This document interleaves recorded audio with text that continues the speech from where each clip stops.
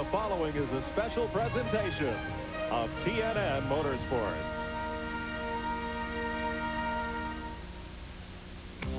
Last week at Bristol, the Busch Series suffered from a short track shakeup. Todd Bodine felt the quake as he was swept up in a wreck that would cost him his point lead. While defending series champ Randy LaJoie in '74 capitalized, went for it all, and left Bristol with the point edge. But the other Busch regulars are in hot pursuit. Who will shake it up tonight? Shake it up.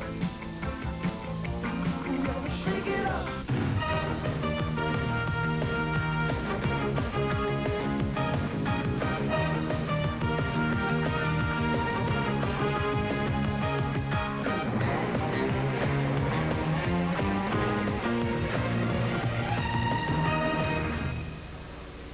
Welcome to the home of the Nashville Network. Music City, USA tonight becomes Race City, USA. It's the biggest event of the year at Nashville Speedway as the Busch Grand National drivers come to town. And after Bristol, a lot of wholesale changes in the top 10 of the point standings. You see Randy LaJoie now has the lead from Todd Bodine, Phil Parsons, Jeff Green, and Dick Trickle. And a lot of those positions changed hands. 6 through 10, there's Buckshot Jones in 6th place. Sawyer, Fedua, McLaughlin, and Elliott Sadler. And they could well change around again tonight. Hi, everybody. I'm Mike Joy, and welcome to Nashville. At the front of the field sits the Royal Oak Chevrolet, and it's the first pole position in 2 years for Mike McLaughlin. Great run for the pole, but what'll it take to put this in victory lane tonight? Stay out of trouble. That's going to be the key here. I think track's going to get a little slick here as the running goes on, and survival. Well, that's the story here on the front row. Now, the fella in the 3rd starting position is not a familiar face. Steve Burns introduces you to him. He's not, Mike. His name is Matt Kenseth, and he has walked away from one of the best rides in the ASA Series to what amounts to a 4 to 6 race tryout in the 17 car. Matt, you qualified 3rd. A great start, but how about a finish tonight? Well, we really have a great race car here. This Craft Single Chevrolet is really running. And I feel like we got a really good race car. I feel like you're going to see a good 2-lane race all night and hopefully put this thing up front. All right, best of luck. Now let's go to a member of our broadcast team, our expert analyst, a man who has won here at the Nashville Motor Speedway. How about Buddy Baker? Steve, I'm with a guy in 1990 that won 16 out of 20 races here in the track championship. Jeff, are you ready to put your Busch Grand National in winner's circle here this weekend? We think so, buddy. I'm just wanting one of those wins back tonight would be great. This track's been great to me. I've got an awesome race team, and we just got some great race cars, and I got some great people working on them. So got a pretty good car here tonight. So we're going to, first of all, keep all the fenders on it, and we're going to try to run 320 laps, and I feel like we've got a shot at winning this race. Mike, I think he might have something going tonight. You're right, buddy. There's a guy here who's got something going in the 13th position. His name is Chad Chaffin. 38 times he's been to victory lane here in the late model stock car. Tonight he's driving Joe Nemechek's Busch car, and he's got a great opportunity in this ride. Yeah, Mike, this is a fantastic opportunity, and I'd like to say hi to Joe and Andrew. I know they're watching, and thanks to BellSouth Mobility for giving me this opportunity, and just hope we can do them a good job tonight, bring this thing home in victory lane. Chad, good luck to you. A guy who really knows this racetrack. They blew a motor in practice today. They've got a new motor in the car. They feel they're ready to go. Mike Joy? Thanks, Mike. A lot of familiar faces and new names here at the Nashville Speedway tonight. We're in the Music City, so to sing the national anthem, here's the newest member of the Grand Ole Opry, Steve Warner. Down on pit lane, because if it wasn't for the crew, that would be it.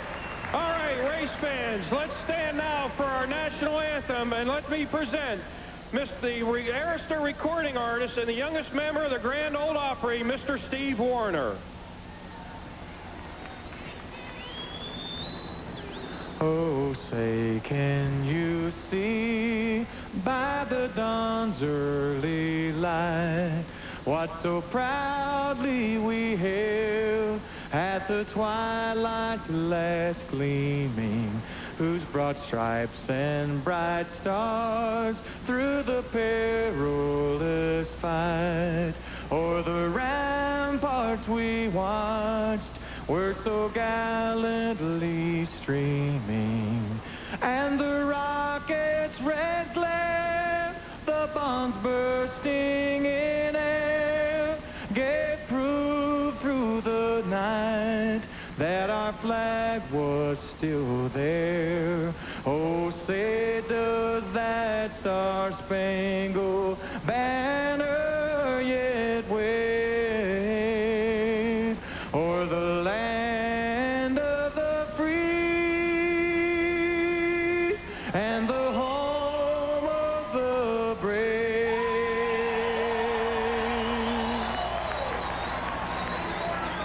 Full house here at Nashville Speedway USA, and they're set to see 320 great laps of racing.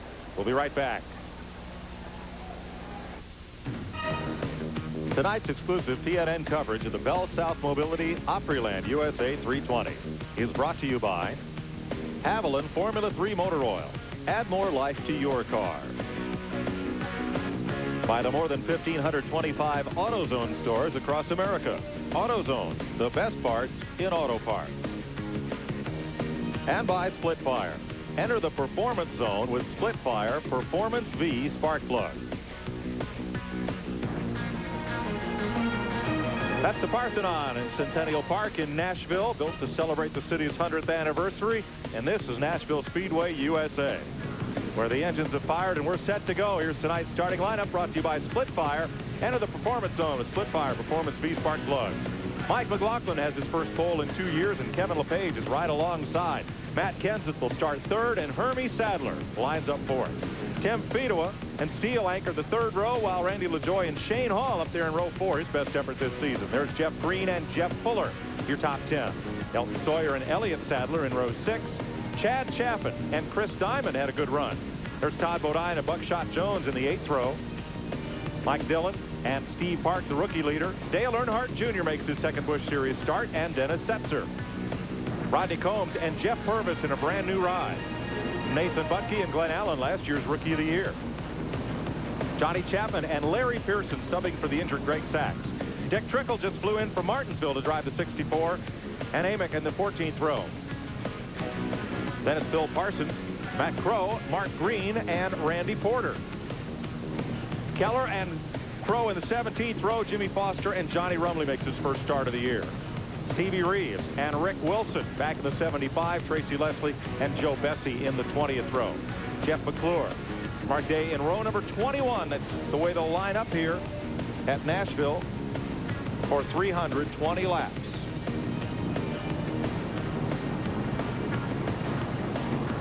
Here's your AutoZone race analysis, brought to you by the more than 1,525 AutoZone stores across America. Best parts and auto parts. $307,000 at stake tonight over the 320-lap distance. David Green, now advanced to the Winston Cup Series, holds the race record. Bobby Luati, defending champion of this race.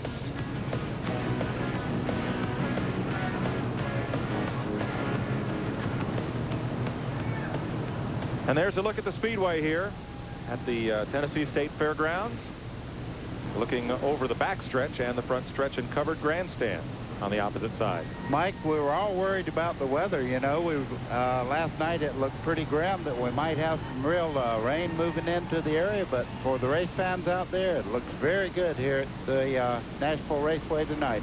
0.6 of a mile. Pretty much the distance here.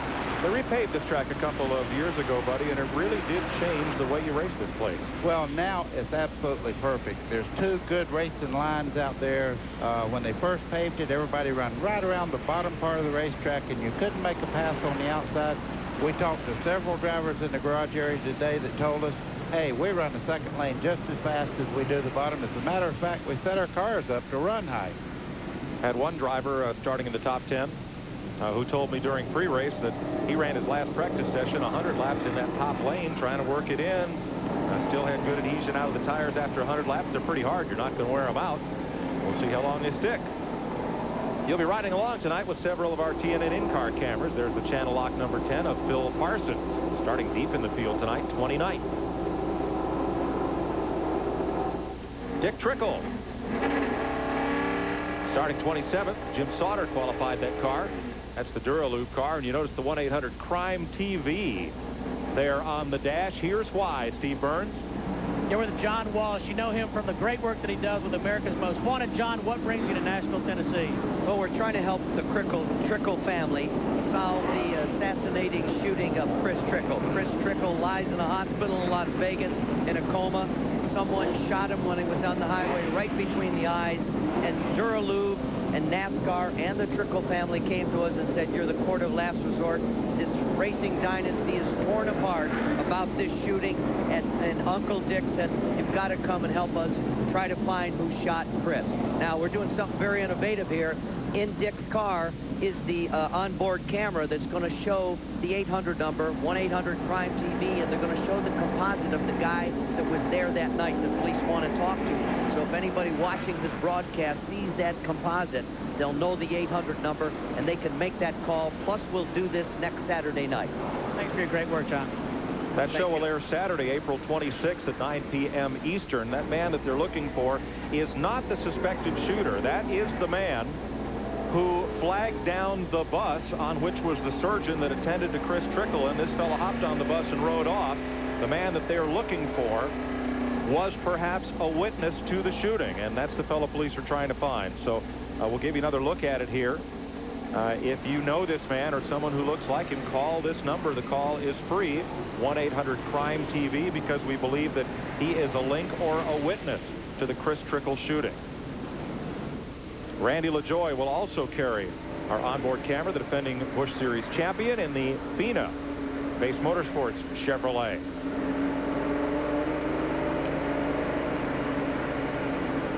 Mike, you can see Dick Trickle pull over just a second ago. Jim Sauter qualified that car, so Dick Trickle starting it in the race tonight. He had to move over and let everybody go by. He'll start in shotgun position right in the back there. And we're set to go racing here at Nashville for the first of 320 laps.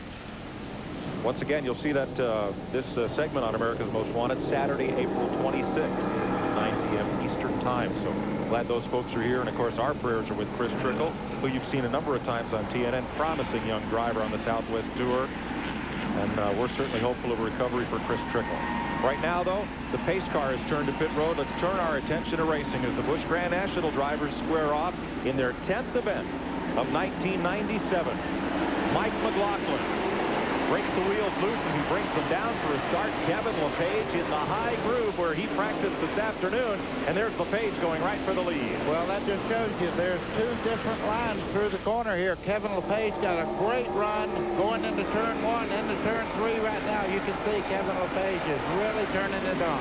Didn't waste any time establishing his lead as they're still 2x2 most of the way through this field. Front straightaway as we complete lap 1 and dive it into the banking in turn 1 again. You're riding with Randy LaJoie. He traces Tim Fedowa's path out of turn 2. Fedowa in the Kleenex 33 just ahead. You can see the sun as they start into turn 3 there. The sun is going right into their eyes. That's a problem that will get better as the day gets longer here. And that won't be a problem. But right now, turning into turn 3, they have the sun right in their face. Battle for 5th spot there. The 4 is Tim Steele. Fedowa right behind him. Here's the front 4. LePage, McLaughlin, Hermie Sadler, and Matt Kenseth in that yellow and white craft number 17. Kenseth, the Wisconsin driver, racing the injured Tim Bender. And here's the 5th place race once again. Fedowa all over Tim Steele. You see Kevin LePage has already started moving up just a little bit, Mike. He goes in the corner right on the bottom and moves up about a half a lane as he goes through. You see several cars choosing a little bit wider line there, trying to do a little tire conservation already. Sure isn't the case at 5th place. Let's go back a little further where you'll find Jeff Purvis in that white number 28. The Curb Records Georgia boot machine on the outside. Dennis Adcock put that team together. Going around Mike Dillon in the Detroit Gas at 72. Yeah, and you see Curb Records, which is on the quarter panel there. They picked that sponsorship up this week. Well, I thought he was going to clear Dillon, but apparently Purvis is finding it a little tough going there on the outside. Whoa, little contact there as they started down into turn 1. I'm sure Dillon did not know he was over there, and they made a little contact right in the middle of the straightaway. Todd Bodine moving up on the inside of Jeff Fuller. The number 36 is Bodine, the Stanley Tool Pontiac. And let's get a report on Todd Bodine from Steve Burns. Hey, Mike, Todd Bodine has not been happy with his race car this weekend. In practice the past 2 days, they've changed sway bars, right front springs, tailpipes, shocks. Todd said everything but the radiator cap, but he was happier with it in the last practice. Trouble in turn 3. One car goes spinning up to the fence, and 2 more collide at the back of the pack, trying to break free. Dick Trickle stood on the brake and missed them all. That's Johnny Chapman in the Sherwin-Williams paint. And down low there in the 27 car, that's the first time he's been in a race this year. Johnny Rumley was caught up in a wreck that he had absolutely nothing to do with. Tough break for Rumley. As here is Chapman. Looks like he may have stayed on the lead lap as Rumley tries to pull away. First caution of the night comes out at lap 9 at Nashville Motor Speedway. We'll be right back. Welcome back to Nashville. Dick Trickle makes a quick pit stop. He was at the tail end of the pack, so just to make sure there's no damage from the incident down there in turns 3 and 4. There you see Johnny Chapman spinning up to the wall. He had already made contact with another car. Watch the lower right part of your screen here.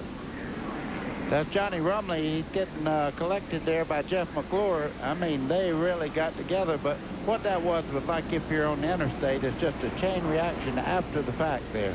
Now watch the upper left of the windshield of Dick Trickle's car, and there you see the incident way in the upper left corner. So Trickle now is hard on the brake, and watch what happens. You see Rumley coming down there. He sees the spinning car of Chapman up ahead of him. He starts to come down, and McClure is there, and they just collected each other. And the old pro, Dick Trickle, just kind of rides right through it. So there is Trickle. NASCAR Online at your 24-hour garage pass. You'll find the TV schedule for NASCAR events, streamlined page formats to facilitate navigation throughout the site, real audio clips from MRN Radio, and video clips too. It's on the World Wide Web at NASCAR.com. We'll go green this time. Quick caution flag. A lot of damage still on Jeff McClure's number 77. He is still in the pits, taping up the nose of that car.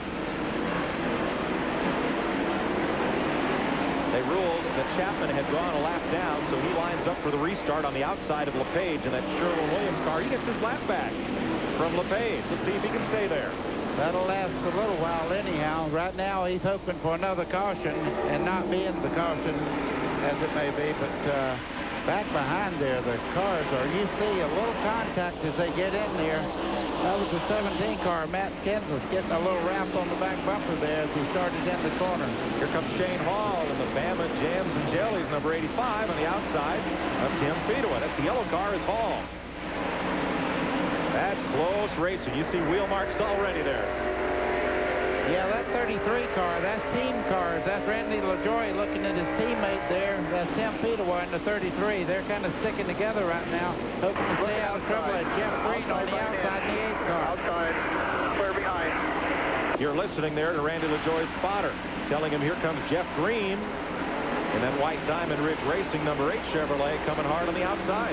Mike, that's just what we were talking about. That outside groove is no disadvantage whatsoever if you can stick out there. You saw Jeff Green pick up a position on the outside. LaJoie runs right in his tire tracks now in 10th position as you ride along. Here comes Green again. He found something he likes in turn 3 up there. He's trying to make the move on Fedewa. And LaJoie's going to try to follow him right up through.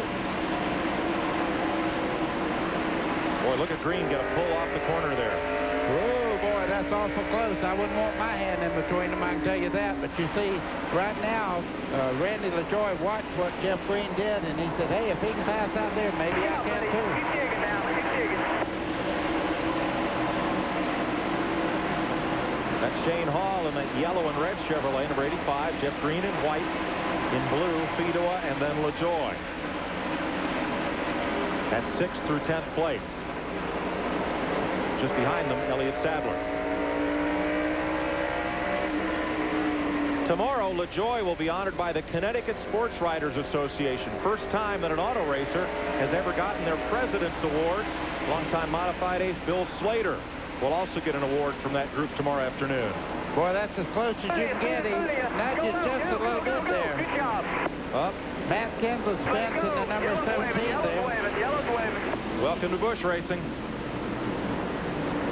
Tough break for Kenseth, who was running up in 3rd spot. It's his first Busch race. He gave up a great ASA ride with Jerry Gunderman to sub for Tim Bender at the request of car owner Robbie Reiser, also from Wisconsin. Mike, if there is a plus, he did not go a lap down. He regathered himself there. He didn't lose a lap. Right now, he's just probably a little bit heated up about getting touched and turned around, but Kenseth's back underway now. See where the scorers will line him up as we have the second caution of the day at lap 19. Let's show you what happens from the Brute Blimp.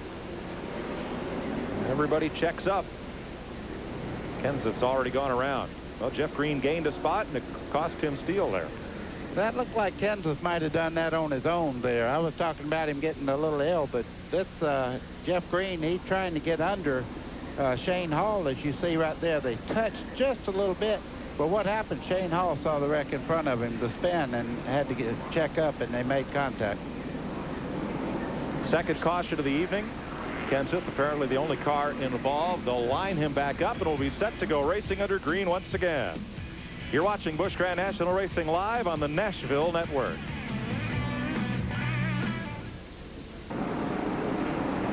Welcome back to Nashville Speedway, where tonight's overhead shots are provided by Brute. Brute aerial camera attached to the Brute Blimp high above the speedway here. What'd you call last night? The best smelling blimp in television? Of course, you know they use it on. They have to use it on the interior and everything. Brute. Hey, race on into the all-new and official store of NASCAR. NASCAR Thunder is now open in Gwinnett Place Mall in Atlanta, Haynes Mall in Winston-Salem, West Town Mall in Knoxville, and Vista Ridge Mall in Dallas. More stores coming online this year. Let's go to Mike Hogwood. Johnny Chapman, the big beneficiary of that caution, he is on the lead lap. His crew says he only has some minor sheet metal damage. That car is running great. As a matter of fact, it's running better than their primary car. They wrecked their primary car in practice earlier in the week. This number 89 is a backup car, but Johnny Chapman is really happy with it. Look at the right rear corner, left rear corner of Chapman's car where that little dent is. Boy, we have a story there. That's a picture of a bull. I imagine the bull's name is Omar. Omar had to kind of get in a hurry there. He probably moved up on that quarter panel. But what they have a bull that is pretty famous. It's, I guess what you'd call a, well, they make pictures on this bull. They said even Buddy Baker could ride this bull. You see him right there on the right rear corner? Yeah, don't make him mad. Omar. Car owner. And I said, let me tell you something. I'm not easy enough to fall for that. You'll never see me on him. Car owner raises Brahma bulls, so don't get him mad. Steve Burns is with the car owner of Matt Kenseth's ride. That's Robbie Reiser, Mike. Robbie, first things first, what's the condition of the car? Right now we're pretty good. You know, the fork guy right on the side of us and spun us out, and Matt says the car's fine. He just, you know, just one of those deals, you know. You raced against Matt Kenseth up in Wisconsin. Why did you select him to get into this car? Matt's a fine young talent. You know, he's looking for a chance to get down here, and the opportunity opened up in the Craft Singles car, and I thought, you know, this would be a chance for him to get some time in the race car, and he's doing us a really, really super job. And Mike, Matt told me before the race, he has raced against Robbie for a long time. He's glad to finally be on the same side. Giving a good account of himself tonight. Got caught up in that incident at lap 19 that brought out this second caution flag. He may get a restart this time. Now the 89 Johnny Chapman was a lap down. He is now back on the lead lap. That Sherwin-Williams paint car, that's a race-to-race sponsorship. Meredith Rourke is the car owner for Chapman, and they hope to put together not just a full year but a 3-year deal with those folks in the automotive finishes division of Sherwin-Williams. And there's our race leader, Kevin LePage, in the Hype Beverage number 88. Riddling Motorsports with 2 cars here, the second being the 43 for Dennis Setzer. 23 laps complete. Will go green at lap 24. LePage, McLaughlin, and Sadler. Hermie Sadler, the front 3. Jeff Green has raced his way up the field to 4th spot. Tim Fiedel up 5th. Heavy traffic down at turn 1 there. Boy, I tell you, Dillon in the 72 there had it 3 wide, and he didn't have much racetrack to work with there. Made a very wise decision to check up and get himself back under control. And here comes Todd Bodine of the Stanley Tools Pontiac, moving his way around Mike Dillon. And also the 28 has gained a lot of ground, Jeff Purvis. Well, Jeff Purvis has won here several times with different types of cars, all pro and everything else. He's very talented, and the car looks to be working very well on the bottom of the racetrack. Third place battle, Jeff Green trying it underneath Hermie Sadler in the DeWalt Tools Chevy. Not that time. Well, he started 8th place, and look where he's at already. He's in the top 5, and he's really putting a lot of heat on Sadler there, trying to move into 4th. Make it 3rd. And, buddy, it looks like that upper groove on the racetrack seems to be working well. They might even be faster than the bottom groove. Well, what they're doing right now, Mike, is going in on the bottom and kind of diamonding the corner where they let the car go up in the center part of the corner, and that takes a lot of the side pressure off the tires. And I think if you wanted to maintain a good tire under the car, you need to do that instead of pinching the car real low in the corner. Top of your screen, NASCAR timing and scoring presented by MCI. Jeff Green tries it again, dives it into turn 3, low on Hermie Sadler's number 1.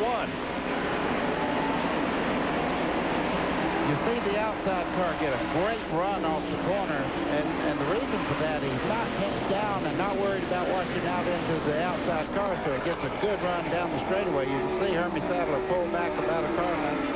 Coming off the corner now, Jeff Green fights back on the bottom.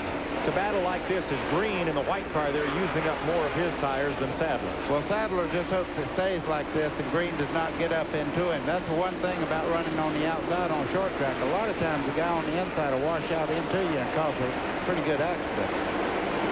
Green with the edge. And it looks like he may get 3rd spot. There may be smoke from Phil Parsons' car. There it is. Oh, boy. 3rd place point man, Parsons, in the Channel Lock Chevy. And big trouble, Buckshot Jones. Or Chris Diamond. Jeff Fuller's in it also. And for the 2nd week in a row, Jeff Fuller has knocked the snout off the 47 car. Had to get the radiator, got the right front tire. Water's gone. Take it to the garage. He was involved in a big wreck at Bristol that took Todd Bodine, the point leader, out of the race. You can see Jeff Fuller, he has a lot of damage to the rear of the car where somebody got into the back of him, turned him right into the inside wall there, and look at the damage to the nose of this race car. 7th fastest in yesterday's practice, qualified 10th. Been a tough couple of weeks on the short tracks for Fuller, who has posted only 1 top 10 finish this season. Guys, get to the garage, everything we got. Let's go. That's Steve Flattenberger, the crew chief. Right here. And you just hear Fuller. He can't see much. He's asking where to turn in. Like you was at. Here's what happened. And it was Chris Diamond who was spun around there on the front stretch.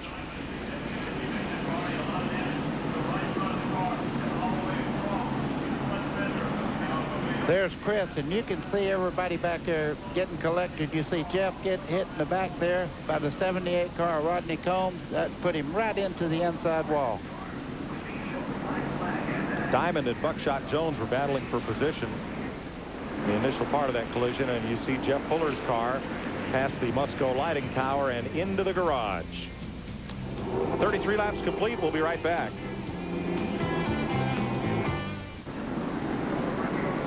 Well, Dick Trickle dodged another one, starting from the back of the pack, buddy. Sometimes it's not the worst thing in the world you can do. Here's what he saw. You young drivers, watch this. This is why Dick Trickle does not have any damage to his car. Watch his right arm now. We don't have tail lights to tell you there's trouble. Watch his hand. He's giving everybody a signal there's trouble ahead. He put his hand up. Watch him go right through the middle of the wreck. No problem. Bit of damage to Chris Diamond's car. And Rodney Combs, who got into the back of Jeff Fuller. Fuller's car is way behind the wall. They're going to try to get him back out there. Fuller came in here 20th in Busch Grand National points.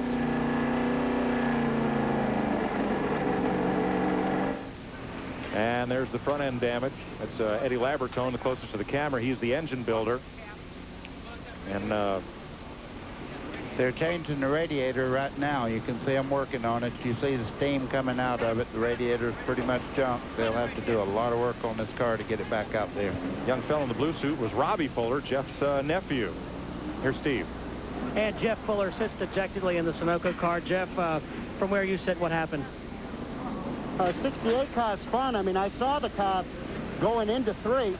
Got plenty of time to slow down, and I don't know if Rodney, spotter or whatever, I don't know what the deal was. But to me, it seemed like there was enough time to get low down. You know, we wanted to get the Sunoco Chevrolet into the pits, make some adjustments because we're a little tight, but it's going to be a long day.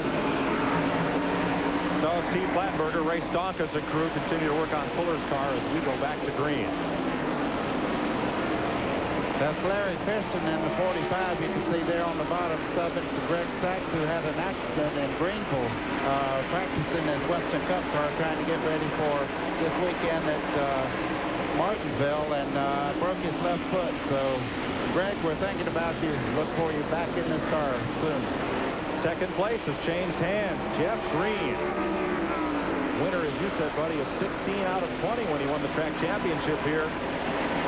He knows the fast way around this track, and he is showing the way. He's in second place. Now, you saw Phil Parsons smoking just prior to that caution flag. Mike, what's the problem? Well, they came in twice during that caution period. They have an oil leak. They are not sure if they got it fixed or not. There are some worried looks here in the Phil Parsons pit. You're riding with Parsons, following Chris Diamond. And here's Tim Steele and Elliott Sadler in the Phillips 66 machine, number 29. And they have been trading a little paint. That's for 7th place.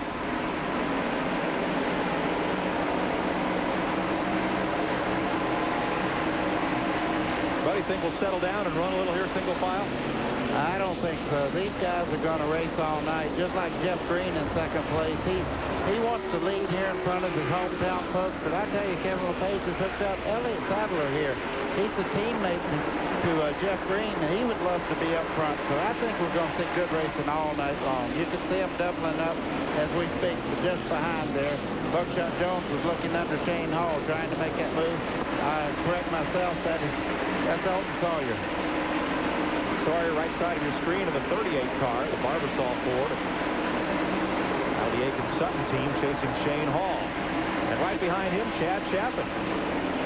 In the Nemechek BellSouth Mobility 87, that bright colored car just ahead of Steve Park. 2 rookies going at it. Park wants to look on the inside there. There's Buckshot Jones trailing that play in the Aquafresh 00. 6th in the points for Buckshot Jones. Great start to this season. That he has had 1 top 5 and 4 top 10 finishes. You know, I see quite a bit of damage to Steve Park's car. The front of the car's got some damage, and also the rear, where somebody's run into the left rear corner of that particular car. And you see him right now giving Chad Chaffin a little help off the corner there. First full season for Steve Park in a door car with fenders, as they say in the Northeast. Winning its driver on the modified tour the last 2 years. Steve banged together with a couple of cars on that second restart. Little smoke out of Dale Earnhardt Jr.'s machine there. I can add to that. Dale Earnhardt Jr. has had a problem all morning long with losing water out the head, and right now the car is smoking. I don't think they got her fixed. Mike Hogwood. Mike?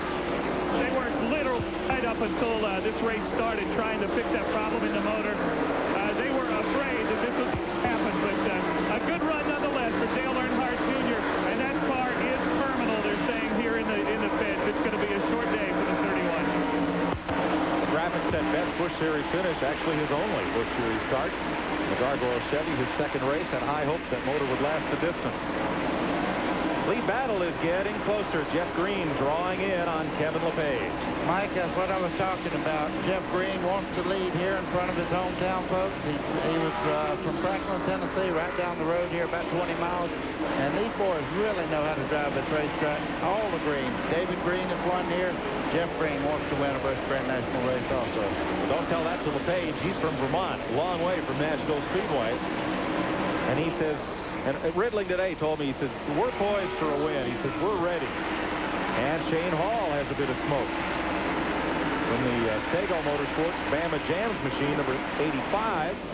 And up front, Green wants the lead. As I was saying, he took the lead. Jeff Green is now where he wanted to be. Do I know how to pick the people I talked to before the race or what? So Jeff Green moves to the front, puts the David Ridling car of Kevin LePage, who has led the first 50 laps, in second spot. Busch Grand National Racing continues from Nashville after this. TNN Motorsports exclusive coverage of the BellSouth Mobility Opryland USA 320 is brought to you by Napa Auto Parts. At Napa, we keep America running.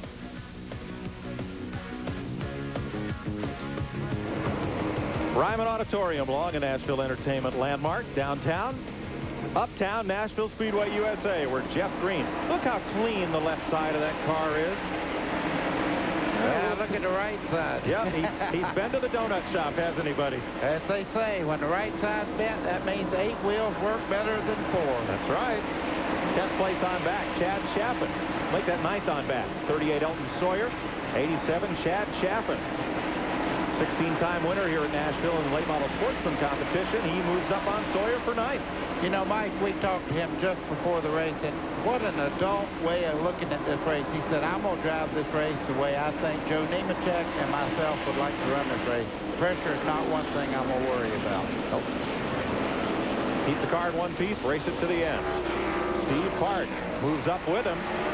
Puts Sawyer back 2 notches. So now Chaffin is 9th and Park is 10th. Buckshot Jones moves to 11th. And Todd Bodine to 12th. Park has a look on the inside. He's already used up part of the right front corner of that car. Oh, I like this boy driving the 3 car there. Steve Park, he was working on the accelerator, not the brake pedal. I love that in a race car driver. I don't like to look in there and see a guy working on the brake pedal in the morning of a race. Steve Park, he had a little yawn to him. He said he was out a little late last night. They went to see Alan Jackson in concert. Went backstage, met Alan, and just had a great time. This car that he's driving, they call it the red-headed stepchild. Well, it's got a red interior, and none of the other cars do. Trouble turn 2. Mark Green has spun after contact with Dick Trickles. Yellow is out. The Timberwolf 37 down against the apron there in turn 2. 4th caution of the evening comes out at lap 61, and Johnny Chapman is involved as well. Now, there may be damage on the front end of Trickle's Duraloop Chevy. As a result of that one, Trickle moved away kind of slowly. You can see the black marks on the top of the wall there from Chapman. He got up on the wall pretty hard. Well, here's what Dick Trickle saw. Wow. Yow! Oh. Couldn't miss that one.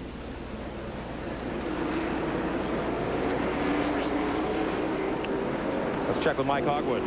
Yeah, there is significant damage on the Trickle machine on the right front. It is really bashed in. And on another note, we're in the Dale Earnhardt Jr. pits. He's back out there. It's an oil leak. Wes Sherrill, the 21-year-old crew chief, thinks he might have a shot at getting it fixed. This is a determined bunch down here. And by the way, Dale Earnhardt Jr.'s sister, Kelly Earnhardt, is here tonight. She's the official score for the Earnhardt team here. And a pretty good driver, too. I've been to Myrtle Beach when she led the race down there. So Kelly's quite a driver herself, here in support of her brother, Dale Earnhardt Jr. So we're under caution once again here at Nashville. 4th time tonight. There's the damage to the right front of Dick Trickle's car. We'll be right back.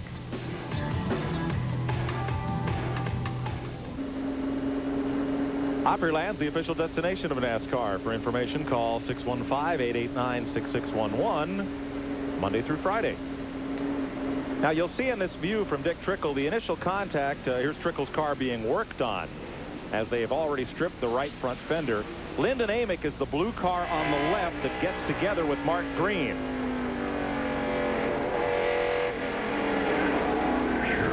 Oh.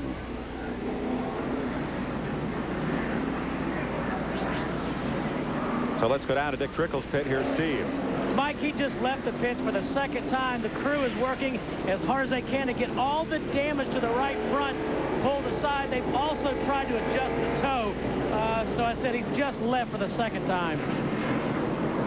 They're working on it and trying to get him back out so to keep him on the lead lap. Time for today's Peerless Innovation in Motion, brought to you by Peerless Faucets, the do-it-for-yourself faucet. Here's Steve with Wes Ward. The race today obviously started under broad daylight, but by the end of the race, we'll be under the lights. Now, that presents some unique setup problems for the crew chiefs. Wes Ward is the head man in Jeff Green's pits. Wes, what will you guys do to counterattack the change in weather, climate, etc.? Well, since we can't change shocks and springs, so to speak, under caution, there'll be some spring rubbers added to the car in various places. You can't afford to give up anything at the first of the race because the track's going to be a little greasy. And then as the night comes on, it gets a little cooler, the track's going to get a little tighter. So we got spring rubbers that'll probably be in the right front. We can take this out during a pit stop, and it'll take off the spring rate probably 50, 75 pounds, which will enable the car to go through the corner a lot better. We can add tape to the grill as it gets cooler. As the night goes on, the temperature starts dropping a little bit. We can add a little tape, and that'll also help too. Well, you heard Buddy Baker earlier talk about Randy LaJoie's car being nicknamed Ellie Mae. The car Jeff Green is in is nicknamed Gorilla because that's the car he won with at Las Vegas. There's Gorilla. And it is a Gorilla. I'll tell you what, started 8th and went all the way to this point. Behind the Z28 Camaro pace car, there sits Jeff Green, your race leader, Steve. And on the last practice this afternoon, they had a practice about 2:30, 3 o'clock. Jeff Green radioed the crew and says, "I don't like the way the motor sounds." It didn't blow up, it didn't come apart, but they did change motors at the last second. So it might have been a preemptive strike, so to speak, by Jeff Green, and it's paying off. Well, this motor has him in the lead. He'll give you the one to go. There you see a few of those donuts on the side. Little wheel marks from casual contact. Yeah, that is casual on a short track, but I'll tell you something about race car drivers. You heard Jeff Green talking about he didn't like the sound of the motor. You become a working part of that race car in practice, and it sounds a little different. You report it to your crew and say, hey, there's something wrong, because you know the moment it starts missing. We're getting set for this restart, and Jeff Fuller has returned to the racetrack. He was involved in the caution at lap 32. We're now at lap 69. Kevin LePage led the first 50, and for the last 19, it's been Jeff Green. Mike, they do one thing in Busch Grand National that is really neat on short track. The inside groove instead of the outside groove. The inside is the guys on the lead lap. The guys on the outside that you see there, they're a lap down. So right, Jeff, you never have to worry about getting around the slower cars getting into the corner. Getting set for the restart.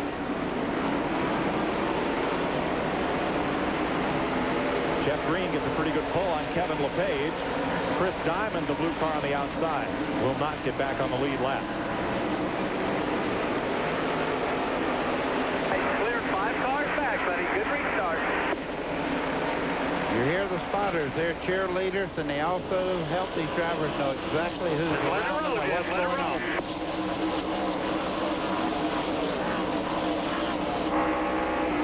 Riding with Bill Parsons. Parsons right now in 24th place on the lead lap. Behind Jimmy Foster in the Speed Vision car, going past Dale Earnhardt Jr.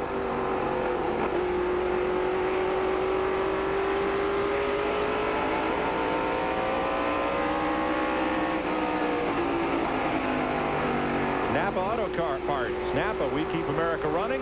Here's how they're running. Up front, Jeff Green is trying to be running away. Yes, I don't blame him right now. That cool air out front there, that's the place to be on the short track if you can possibly stay there. And it seems right now that the Gary Bechtel, number 8, that's the car owner, folks. Gary Bechtel owns this 8 car. As you see, they do not have a primary sponsor on that car, even though it's already won this year in Las Vegas.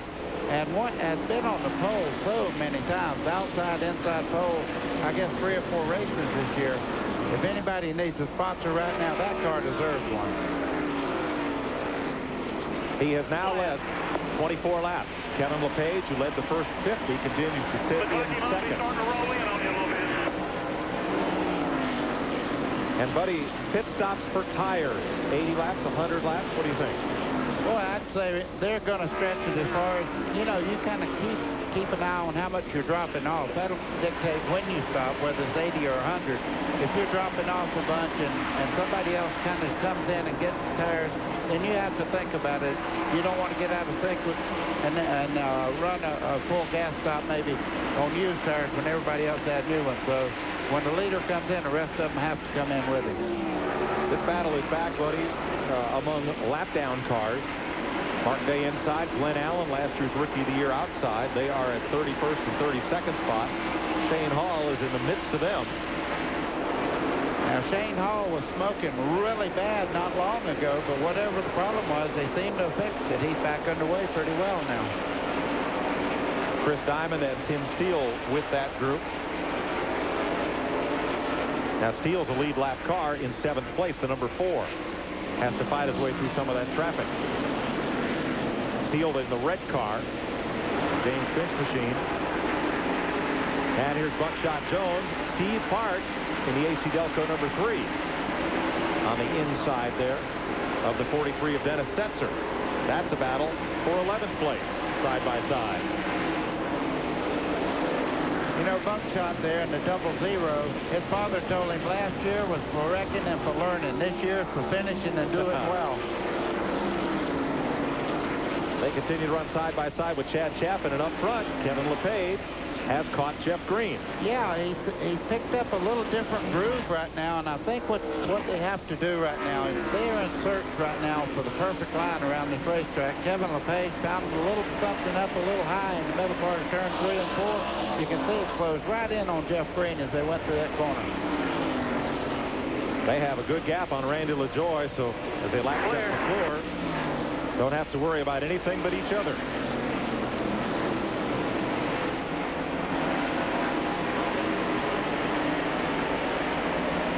Kevin LePage is strong in 3 and 4. You can see him close in almost 4 car lengths in one corner. Rush hour traffic there. And back up here, Kevin LePage dives it in deep. He wants the lead in turn 3. 88. Now you just wonder, Jeff Green may say, hey, I've got an awfully good car. He's fighting back on the inside as I speak, so he does not want to give up that lead. But I tell you, Kevin seemed to maybe took a little bit better care of his car. Jeff Green jumped up there about a half a straightaway ahead, and he may have leaned on those tires a little bit too hard. A couple of close calls here, Todd Bodine. 3 wide for a second there, getting into turn 3. Man, look at this snarling pack. Patience, temper, patience. That's all what short track racing's about right there. Good close competition. If you flip over into a guy, he does not get mad. He knows that's the way you race on short track. Chris Diamond, you see there, heads for pit road as Elliott Sadler takes that group off the corner. Kevin LePage is increasing his lead in the David Ridling Motorsports Hype number 88. We'll be right back to Nashville. You knew something was about to burst back in that second pack, and it finally did. Johnny Chapman got tied up with Mark Crow, Lyndon Amick, and Randy Porter. Rick Wilson was involved, Matt Kenseth, Johnny Rumley, Jeff McClure, Mark Day. Have a look at it here from the Brute Blimp. Boy, buddy, when one car gets sideways in the middle of this racetrack, things get ugly. Well, yeah, you see all the cars trying to get to the low side of the racetrack to miss the car sitting in the center there, and it just bottlenecked everybody right into the wreck. There's the first contact, and around goes Crow in the 80 car. Look at Larry Pearson there in the 45 go to the high side, just barely getting by. Phil Parsons went to the low side and got through, and a lot of cars didn't. Here's a different angle of it. That's Elton Sawyer who gets into Crow. Yeah, once he starts around, just look behind him. Everybody starts going toward the bottom, and that's where the real trouble starts. There's Matt Kenseth spinning in the 17. Jimmy Foster goes high to miss it. Stevie Reeves goes low to miss it. And Porter piles up with Chapman, Amick, Rick Wilson, and Mark Green. That's what they call a bank racetrack, self-cleaning. Yes. And you can see everything going to the bottom. Sometimes that bottom of the racetrack will get you. Well, it's 87 laps, and that means it's time for tires. They get 3 sets allotted in addition to the set on which they started this race. Let's go to the leaders pit and Mike.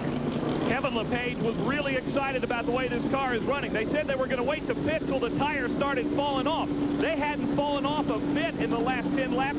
They were really running well on old tires, but they came in because of the caution. Obviously, they are making no adjustments on this car at all. Kevin loves the way it's running to Steve Burns. And Jeff Green is in. He had fallen back just moments ago, but he was just being patient. If you want to know how badly Gary Bechtel wants his team to win, and they just crushed the pit stop, they had 2 guys fly over from Martinsville off Robert Presley's Winston Cup team. Greg Osley and Todd Ganner here. That should give you an idea of how badly they want to win this race. Thanks, Steve. Folks, you'll see Opry backstage and Grand Old Opry at 11 p.m. tonight. A little bit after our race. So you will see them this evening on the Nashville Network. You'll see everybody taking off from pit road after 4 tires and fuel. 90 laps of 320 are complete. Only 2 drivers have led this race so far. And we'll be right back to Nashville after this.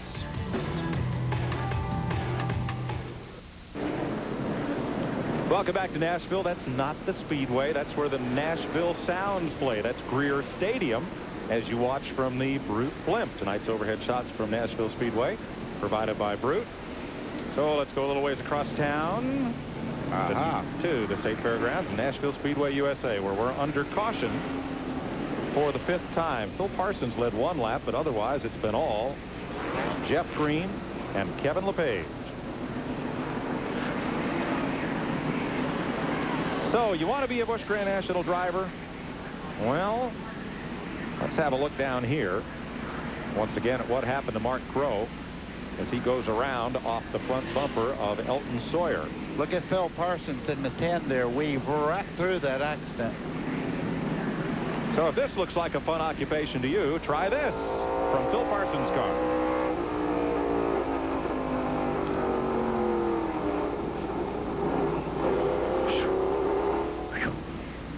Close shave.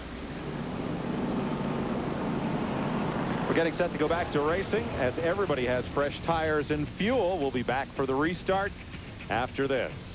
Close shave. Exclusive TNN coverage of the BellSouth Mobility Opryland USA 320 is brought to you by the more than 1,525 AutoZone stores across America. AutoZone, the best parts in auto parts. All right, here's what happened on pit stops.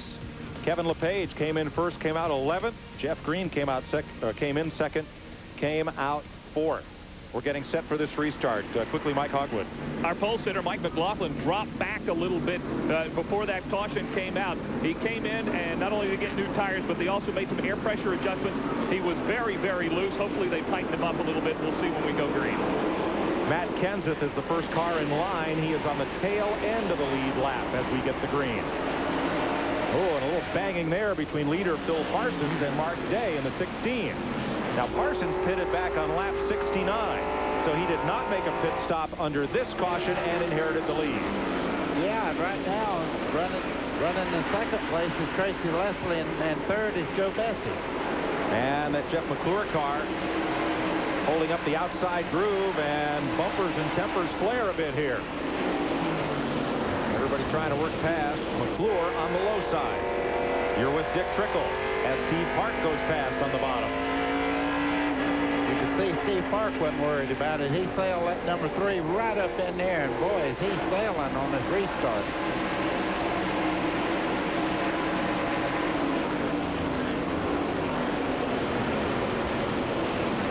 Heavy traffic. Rodney Combs, Todd Bodine worked their way through. Mike, that's probably on the back straightaway there. That's the narrowest part of this racetrack. Anything that happens back there, you just get a big log jam. There's big wrecks that happened here at Nashville in the past, right up off turn 2. Well, that damage to the right front of Trickle's car does not appear to have slowed him down a bit.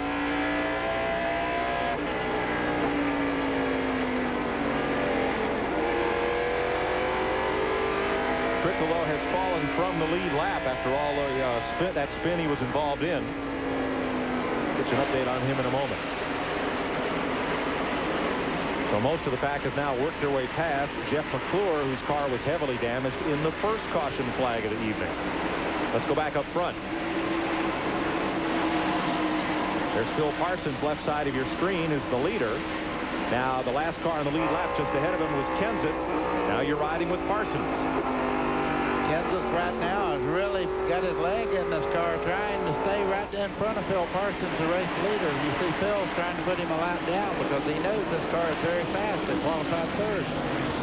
At second place, Jeff Green on fresh tires, pulling up on Tracy Leslie in the Lysol Kroger Pontiac, number 63. And you're riding with Randy LaJoie, the points leader. You talk about a guy that has matured as a driver. 3 or 4 years ago, he wouldn't sit there and wait on the race to come to him. He would have drove right in between those two cars, knocked them out of the way, and tried to go right on. Behind LaJoie, Mike McLaughlin, the pole sitter, closing in as well. There's McLaughlin, right side of your screen, on the inside of the racetrack. See Randy LaJoie there in second. This is Mike McLaughlin, our pole setter. He's working his way back towards the front right now, but that's Tracy Leslie. Tracy has had a real bad start on the season this year. Had a lot of wrecks, not his fault most of the time, but I'm glad to see him running well here tonight in Nashville. One top 5, 3 top 10s for Leslie this year so far, driving for the Hensley team. So LaJoie moves on up and into third place.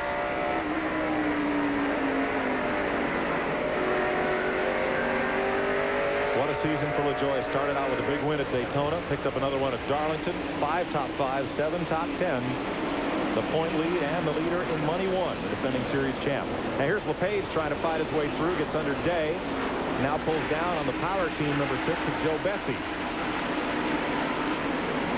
And works his way around. Well, Kevin really did not come out of the pits very well that time. I think he come out in 14th, and he's worked his way back into a good spot now. But if you lose that many spots, come in running second, and then go out run in 14th, that's kind of tough. LePage is up to 7th.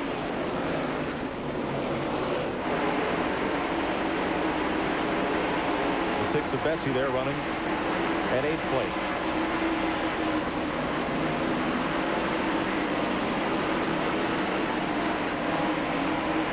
Back up front, Phil Parsons has been caught by Jeff Green. Yeah, and he's making the move on the outside. Jeff Green is really hooked up tonight. This car is really quick. Look, he does not care what groove he's in. But you also have to remember Phil Parsons is on used tires right now. Yes, Parsons' tires have 20 more laps on them than Jeff Green's or Randy LaJoie's. And that's starting to show up right here. Now we'll see if Matt Kenseth can stay on the lead lap ahead of Jeff Green. No, he's not going to be able to do it. Jeff Green is so quick right now. I'm trying to build a little suspense here. Good luck. And Jeff, you're not helping us. You better talk fast. Yep. Jeff Green. Still there, still there. Puts Kenseth the lap down. Parsons holds second. Randy LaJoie is third. Tracy Leslie fourth. Mike McLaughlin fifth. And Kevin LePage has now taken sixth from Hermie Sadler.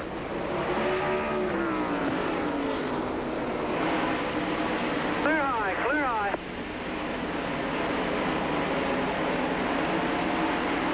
Good job, buddy, good job. LaJoie now up to second. Find out what that thing means. And here's McLaughlin battling Kevin LePage. See Kevin LePage fighting on the outside there. This car is really on a mission. Just before we had the caution, Kevin LePage was a class of the field, and right now he is sailing. I'll tell you, he's got it all hooked up. Hermie Sadler looks around the Royal Oak Chevy of McLaughlin, whose last pole came 2 years ago at New Hampshire, where this series heads for its next race. And you'll see that one live on TNN. So Sadler moves up to 6th. LePage to 5th. Leslie to 4th. Parsons 3rd, LaJoie 2nd, and Jeff Green is once again in command of this race with 115 laps completed. Welcome back to Nashville. Mike Joy with Buddy Baker. Steve Burns and Mike Hogwood on pit road tonight as Jeff Green is in command of the BellSouth Mobility Opryland USA 320. Now back behind them, go back at 7th place, Tim Fedowa, that blue number 33. As Mike McLaughlin has gone past, he battles the lap car of Mark Kroll, number 80. Tracy Leslie. On the right side of your screen, you'll see Leslie and the number 4 of Tim Steele as part of this fight. Steele was looking on the low side. Dennis Setzer is there in 43, and Steve Park in the number 3.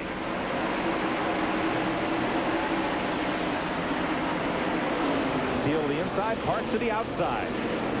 Wow, that's impressive. Look at Steve Park get off that corner and down the back straightaway there. He closes in on Tim Steele in the 4 there, the red car. You can see he does not worry about getting in the right groove or the wrong groove. He's flying off the corner. Dale Earnhardt Jr. has pulled the Gargoyle Chevy behind the wall. Mike Hogg was with him. They have been fighting it all day and all night long. Dale, a tough night out here on the track. Yeah, we had oil pushing out. He's pushing oil out, and you know, we're running good, and I hate it for gargoyles and racing reflections, but we can keep getting back out there trying to fix it, but we're just putting too much oil on the racetrack, and it's not good for the rest of the fellas, so we figured we'd park it early. How many more of these Busch races will we see in this season? Probably, hopefully, about 4 or 5 more races. South Boston, Myrtle Beach, maybe Charlotte, Rockingham. All right, Dale Earnhardt, tough night. Good luck to you the rest of the year. Jeff Green in heavy traffic as he works around Glen Allen here. Yeah, just behind him, lurking, is Randy LaJoy. Randy's moved in there. You can see the blue car there trying to get under Allen as they go down the front straightaway. What a patient race. This is the reason, I guess, that he won the championship last year. Randy LaJoy has really developed to be a very patient race car driver. He knows how to win now. Keep going, everybody's cool. Mark Kroll slid way up the racetrack there, gathered it back. Yes, but LaJoy said in the Nashville paper today, he said, but if anybody thinks I'm not aggressive, you just let them get in front of me on the racetrack. He says, I'll show them I'm aggressive. I didn't say he didn't have a temper. But I say he has really developed into a fine, not only big track driver, which everybody thought he was a major speedway driver, not much on short track. He's great on this type of racetrack. And now he's caught Jeff Green, but look at the difficult job that Green has had to do. He's had to thread traffic inside, outside, and work his way in and around as he goes past Steve Reeves. Let's open the door for LaJoy to just take that gravy. Keep digging, everything's good. Now they're pulling up on Shane Hall, who has gone 8 laps down, but is back up to speed.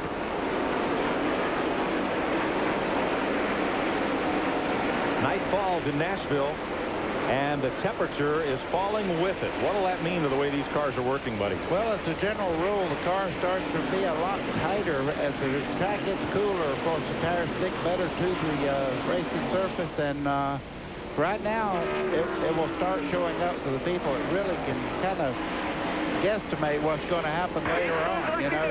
And the guys that have raced here in the past have a book full of information on night racing. So Jeff Green leads Randy LaJoy at 134 of 320 laps here in the Music City. We'll be right back with you live on the Nashville Network.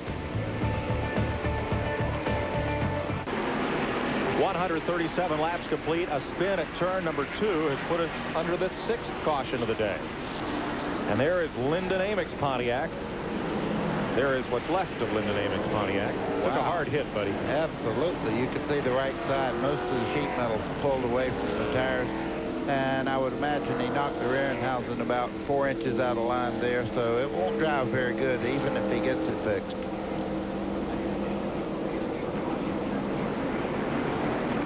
Like a jewel in the night, Nashville Speedway under the glow of the Musco lights. As we're 6 caution flags into this race, 3 drivers have led. Kevin LePage, Phil Parsons, and Jeff Green, former track champion, who about owns this place. When it comes to getting around here, there you see his record in 1990 that Buddy mentioned at the top of the show. 7th in all-time wins here. Wow. Had a tough day last year, but 10th the year before.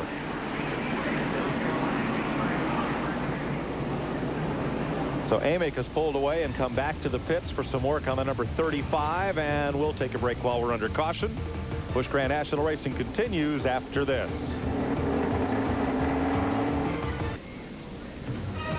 Winnebago Industries, official motorhome of TNN. Stop by your local Winnebago or Itasca dealer now and see the new models. For more information on Winnebago Motorsports, call 1-800-643-4892, extension 2. Commercial transportation for tonight's telecast provided by Ryder, the official transportation company of Opryland.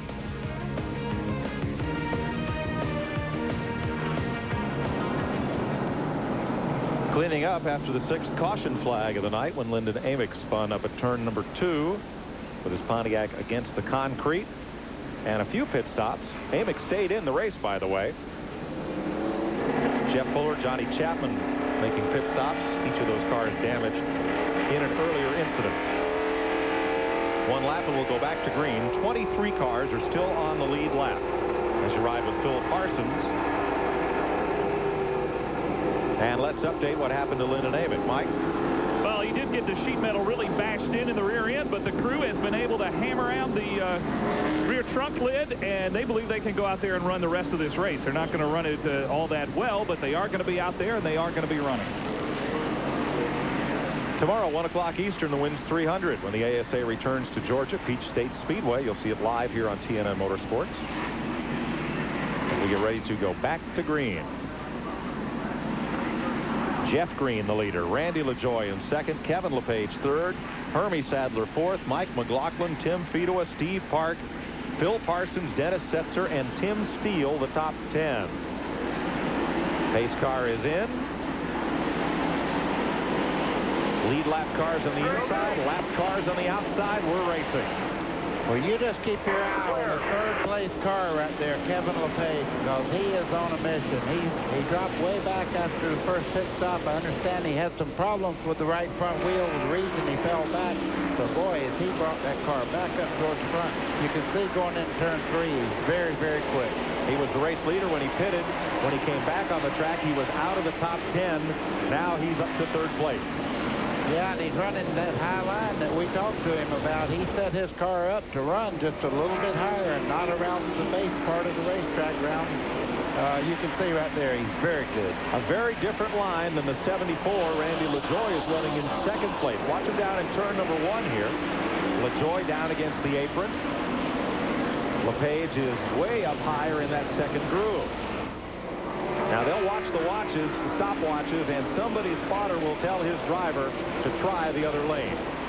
Well, I'm watching as Kevin works the first and second corner. He does not close in on LaJoie like he does in 3 and 4. Hermie Sadler's moved up there because his spotters told him, hey, Kevin LePage is getting around this racetrack, and Hermie's running quite well at the moment. There's LaJoie on the bottom. Great shot from the Brute Blimp, and you see how much higher up the racetrack LePage and Sadler and McLaughlin in the 34 were running.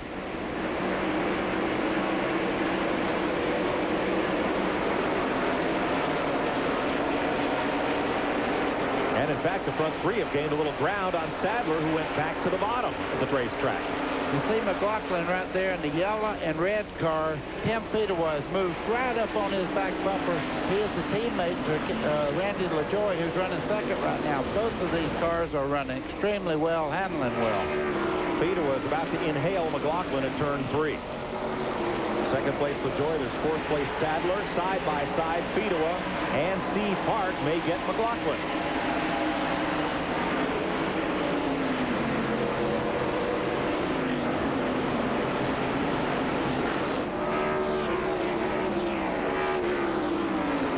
So move Fedowa up to 5th and Steve Park in number 3 up to 6th. Sadler may have banged against the wall a lap or so ago. Let's have a look here. Okay, they're coming off turn 4. Oh, there wasn't any question about it. That was a hard lick. That probably messed up the front end setting on this car. You can see the concrete dust on both the right front and right rear as he heads down into turn 1. Sadler, though, keeps his leg in it as he hangs on to 4th place behind Kevin LePage in the 88. Hermie Sadler, 11th in points, still looking for his first top 10 finish of 1997. Well, that car must be put together like an iron pot because he hit that wall very hard. You can see the right side flat. And also, that takes a lot of nerve to hit that wall like that and never come out the throttle. I'd have to run a couple of laps to make sure nothing was rubbing. Well, now Randy LaJoie, running that bottom groove, is closing in on Jeff Green. He's narrowed the gap up by a car length or so, buddy. Well, Steve Byrd always had some of the best handling cars out there. Randy LaJoie's crew chief, he's really the overseer for both race cars, he and Fedewa, and these cars are really hooked up. Jimmy Foster is the 11, the Outdoor Life Speed Vision car. Johnny Chapman battling with him, and behind him the Barbasol machine of Elton Sawyer. There's Chris Diamond in 68, 00 Buckshot Jones. All fighting for a piece of the racetrack. 3 wide. Yeah, Rick Wilson on the bottom in the Charlie Henderson Food Country, number 75. You can almost hear the sheet metal clash in there. I tell you what, when you run like that, these guys are really going at it right now. This is great short track racing, 2x2x2 as they go down through turns 1 and 2 and down the back straightaway. That's Wilson at the head of the pack in 75. Tracy Leslie in the Lysol Pontiac 63. On the outside, Mike Dillon is with him. There in the Detroit Gasket 72.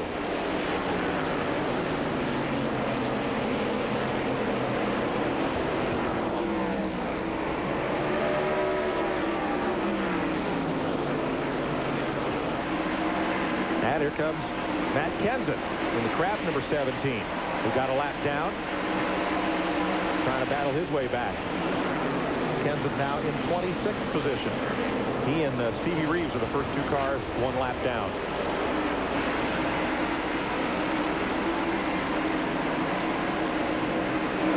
Let's go back up to 4th place where Hermie Sadler runs. And there's Sadler just ahead of Tim Fedewa. And the question would be, Mike Hogwood, is that car okay after that bump with the wall? And Mike, that's just what we'll ask Jeff Buckner. What happened to Hermie and how's the car? He's just got a little high coming off the floor, but everything's okay. He scrubbed the wall just a little bit. But we watched on the TV monitor, everything's okay. All right, good news from the Sadler pit. Buddy, have you ever had a crew chief? I'm not saying Jeff's doing this. Have you ever had a crew chief tell you, oh, everything's okay, and you find the whole right side of the car's gone? Well, I'll tell you about we were looking at Dillon just a second ago, the 72 car, the red one there. His car is getting extremely loose, and that is not what you want here in Nashville. He might get a little help here from Jimmy Foster. Yeah, that's not the car's problem there. Jimmy Foster got into the back, and look at him back there trying to get straight again. A lot of contact. One car, I think that was Mark Crow, bounced off the wall pretty good there. So they keep battling side by side, fender to fender, and wheel mark to wheel mark, as Jeff Green has pulled out a little bit more of an advantage now from Randy LaJoie.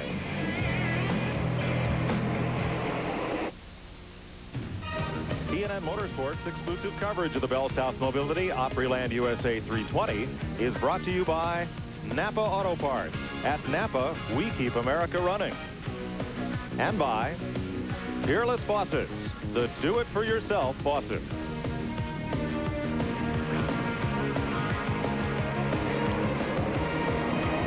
Welcome back to Nashville. 169 laps are in the book here. There is Jeff Green, who's leading this race. Mike, there's been a change, though, in 2nd place. You watch who is running 2nd right now. Tim Fedewa is running extra well. He just got by Randy LaJoie to take over 2nd spot. Remember, those 2 cars are teammates. And Steve Park in the AC Delco number 3 closing in. One car slow down the front straightaway. Mike Dillon may have brushed the wall, and caution has come out here. Caution at lap 171. That's the 7th yellow flag tonight.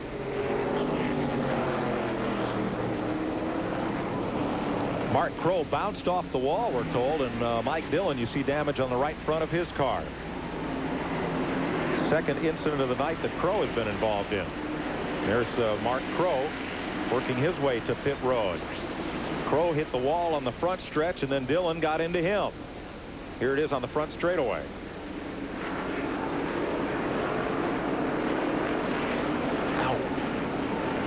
You could see Dillon just come along there and got into the left side, and I mean, that was a hard lick. Folks, there is no operator on that camera. No, he's not that brave. Good thing. Well, we were coming up on pit stops, so this caution flag at lap 171 is an opportune time to get them in as Mark Crow goes behind the wall in the Clearwater, number 80. How about a congratulations to our TNN buddy and sometimes commentator Kenny Wallace on the pole for the Winston Cup race at Martinsville tomorrow. Yeah, when they said Wallace is on the pole, I said, well, so what's new? Rusty's always up there. And they said, no, we have a new one. Kenny, congratulations. Joe Nemechek will start alongside Jeff Bodine, Jeff Gordon, Ricky Rudd at Martinsville tomorrow in the Winston Cup race. Next time around, I think we'll see the leaders to pit road. As we have this 7th caution of the evening. Jeff Green in front, Tim Fedowa now second. His teammate Randy LaJoie in third. Steve Park is up to fourth. Hermie Sadler hanging in fifth. Kevin LePage now sixth. Dennis Setzer, Mike McLaughlin, Elliott Sadler, and Tim Steele are the top 10. Still 23 cars on the lead lap.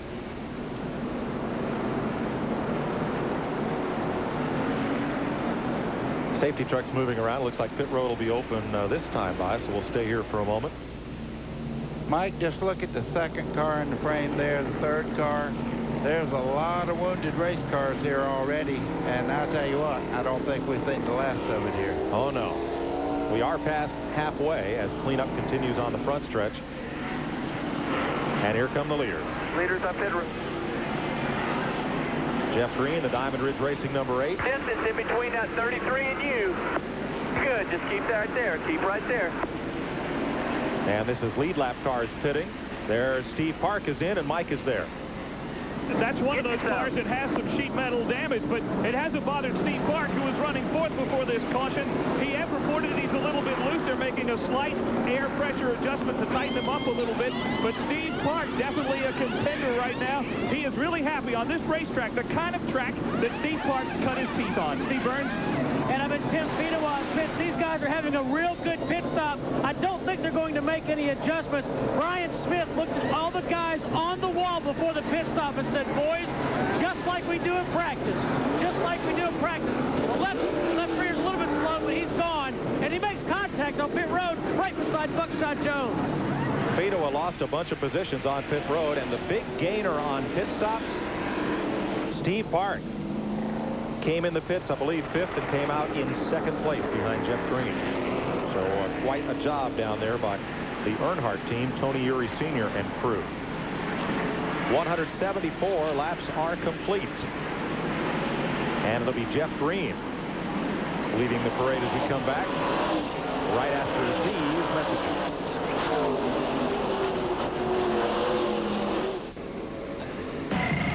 The action started fast and furious here in Nashville on lap number 9. Johnny Chapman got together with the 77 of Jeff McClure. Dick Trickle missed it. Jeff Fuller goes around off Rodney Combs after Chris Diamond spun at lap 32. And then at lap 61, Trickle could not avoid Mark Green, who spun after collision with Lyndon Amick. Musco Lighting brightens it up here in the night sky in Nashville. They've developed all kinds of lighting for stadiums and speedways. For information, call Musco at 1-800-825-6020. It's been a wild night in Nashville. Mike Joy with Buddy Baker, and it's about to get wilder. It is that. You can see all the cars that are a lap down on the right-hand side of your screen. On the inside, the guys that are still on the lead lap. And I guarantee it's going to tighten up now as they get down to money time. 22 cars on the lead lap at this restart. Lap 178 of 320. And Steve Park, the rookie, the winningest driver on the modified tour the last 2 seasons for Scott Banzel and Sheba Racing, is going after Jeff Green. Oh, he is that. He's trying to mirror him right now and just kind of see where his weakness is. I guarantee you one thing. Don't worry about Steve Park having a little bit of damage on the right front corner. He's used to seeing that tire shining on those modifieds. That's right. There's no fender there. Hermie Sadler is 3rd. Kevin LePage 4th. Mike McLaughlin in 5th. Elliott Sadler in 6th. 7th is Tim Steele. 8th is Tim Fedowa. Park looking for the lead on the bottom. Not that time. Very Strong is coming up out of the corner. You can see him get all the way up to the doorpost there as they start into one. He pulls even. He's there.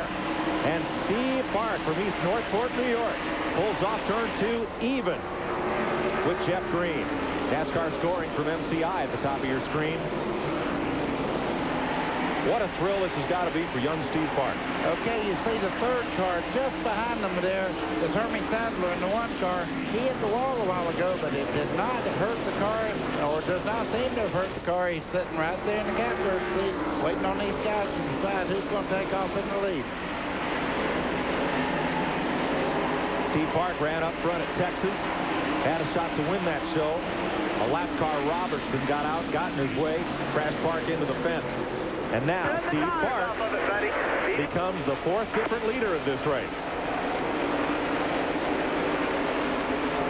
Mike Hogwood is in the leader's pit. And we're here with Tony Uri, who's right now taking down some lap times and writing them down. He was telling me this is Steve Park's kind of racetrack. Boy, that pit stop really got this team fired up, Tony. Oh, yeah, we've been working real hard on our pit stop. We've been having bad pit stops the last 4 or 5 weeks. We've been practicing. We made a few personnel changes, moved some people around. We got them doing a real good job. And your driver's doing great. Now the Steve Park. And a setback for Jeff Green, one of his crewmen, Fran Cipriano, the tire carrier. They just carried him out of here to the infield medical treatment center. His foot was run over on that last pit stop by Phil Parsons, so we'll see how they'll regroup from this problem. Green now back to 3rd place after Hermie Sadler has gone by. Mike, I don't know what's happened to Jeff Green's car, but he is running a high line around the racetrack, and he's not able to keep up with the first 2 cars. Hermie Sadler got by him and has opened up about a 4-car length lead on him as we speak. Well, let's go back a little further, buddy, and pick up Tim Fedowa,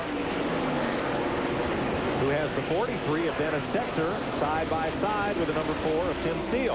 You can see Tim Steele's right front wheel as he started in turn 1. You can see the actual red glow off the brake. He's using quite a bit of brake getting in the corner. You can see it here. Yep, cherry red. Cherry red, boy, oh boy. I was asking a lot out of a brake, but these brakes are super they use on the short track. And Setzer will complete the pass of Tim Steele and move up to 8th place. Randy LaJoie is right behind them in 10th.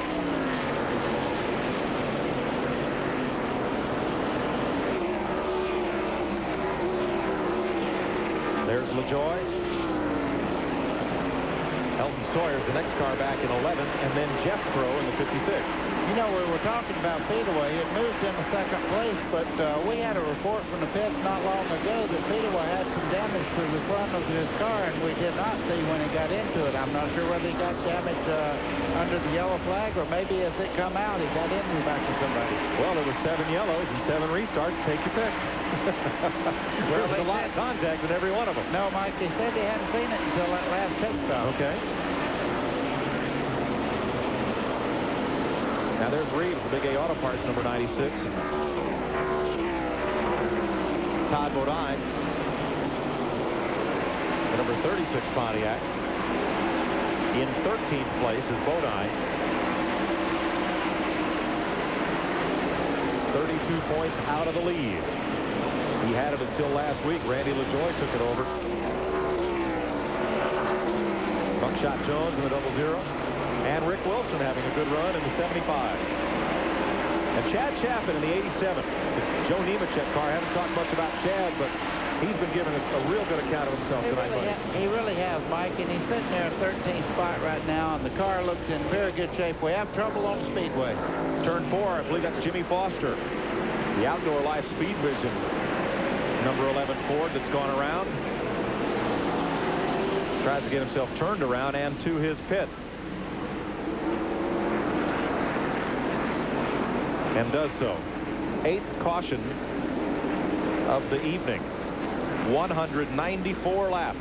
And the man in front, one of the standouts of the NASCAR Modified Tour from Long Island, 2nd generation driver, Steve Park. We'll be right back. Brought to you by Gladiator and Universal Luxury Bands, the official bands of tracks, teams, and drivers throughout the NASCAR world. Call 1-800-445-2825 for a dealer near you. Welcome back to Nashville. Mike Joy with Buddy Baker. Mike Hogwood and Steve Burns on pit road. Happy anniversary to Nancy Neal, who does the public relations for TNN Motorsports. Her husband, Dennis Adcock's a little busy tonight. He is the crew chief, and he has an ownership part of the 28 car that Jeff Purvis is driving. Spent almost a year putting that deal together, and really looking forward to a great season with Purvis. Steve Park has had an up-and-down season in his baptism on the Busch Grand National Circuit. 9 starts, 1 top 5, 4 top 10s. He's led 22 laps and sits 13th in points. He's the leading rookie on the tour.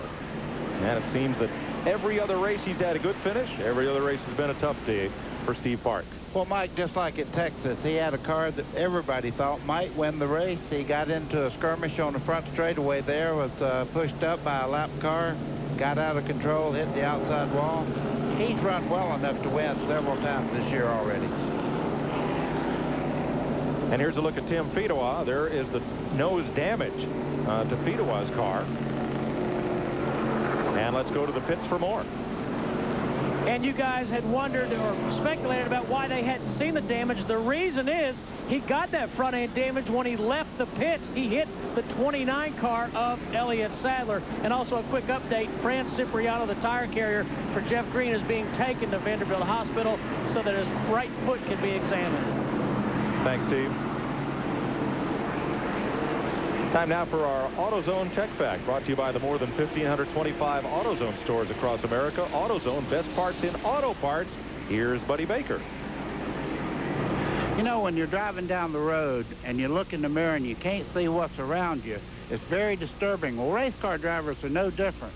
Most of them use a wink, tri-panel mirror, to see what's around the right side of the car, directly behind them, and also down the left side. This mirror is just as important as what you see out the windshield. You have to know what's around you. This mirror saved a lot of race car drivers from having bad wrecks. Neat piece of equipment. That panoramic view eliminates the blind spots and hopefully helps keep the fenders on the car. Yeah, you didn't want to look in that mirror and see Cale Yarborough right on that right rear wheel, though, with 1 lap to go. I'll tell you that. I don't blame you. Mike Hogwood, it's been a little congested down there up at your end of pit road. And it has been a frustrating night for Joe Bessie in car number 6. He was sharing a pit, as many of the lower qualified cars had to do down in turn 4. Well, when Dale Earnhardt Jr. drops out, they take over the pit here in Earnhardt's pit. But when they did that, there was a caution that came out, so they only had an opportunity to put on 2 tires. Now they had to come back in and finally get the left sides on. It's been a long night. He was already a lap down before this happened. Now to Steve Burns. And we're looking at Tim Fedewa again. Now, Brian Smith, the crew chief for Tim Fedewa, just bent down as I finished the last report and said, hey, thanks, that's the first time I got to see the front end of our car real well. He was watching the monitor, Buckshot Jones's pits. Yeah, they keep up, folks, the same way you do at home. We found what happened to Tim Fedewa's front end. And it happened during pit stops. Top of your screen, you'll see him pull out. There he is. Right there. Right into the side of Elliott Sadler. That's one of those blind spots we were talking about. Exactly, and what you're doing, you're looking where you're going and not behind yourself, and you could see there was a lot of damage there. At that point, he was running second when he come in the pits, and when he went back out, of course, I'm sure it did some damage to the aerodynamics of the car. Also may have bent the front end up just a little bit. So let's get set for the restart. Steve Park in the lead. You know, Mike, when you hit like that, if it knocks the toe end in just a little bit, the suspension on these cars are so delicate to be so strong that when you knock it in just a little bit, that car does not drive like it should after you make contact. That's all it takes. TNN Salute to Motorsports happens at Opryland the end of June. 615-889-6611 for more information. Steve Park finished 7th at Daytona, then 32nd at Rockingham, 3rd at Richmond, then 42nd at Atlanta, 8th at Las Vegas, then 34th at Darlington, 13th at Hickory, then 35th at Texas, and 6th at Bristol. He is trying to straighten out that roller coaster season right here at Nashville, Tennessee, and got a great restart on the field. 200 laps complete, 120 to go. You see Elliott Sadler there in the one car. He's caught behind two cars right now that have some damage to them and really not in the race at the moment.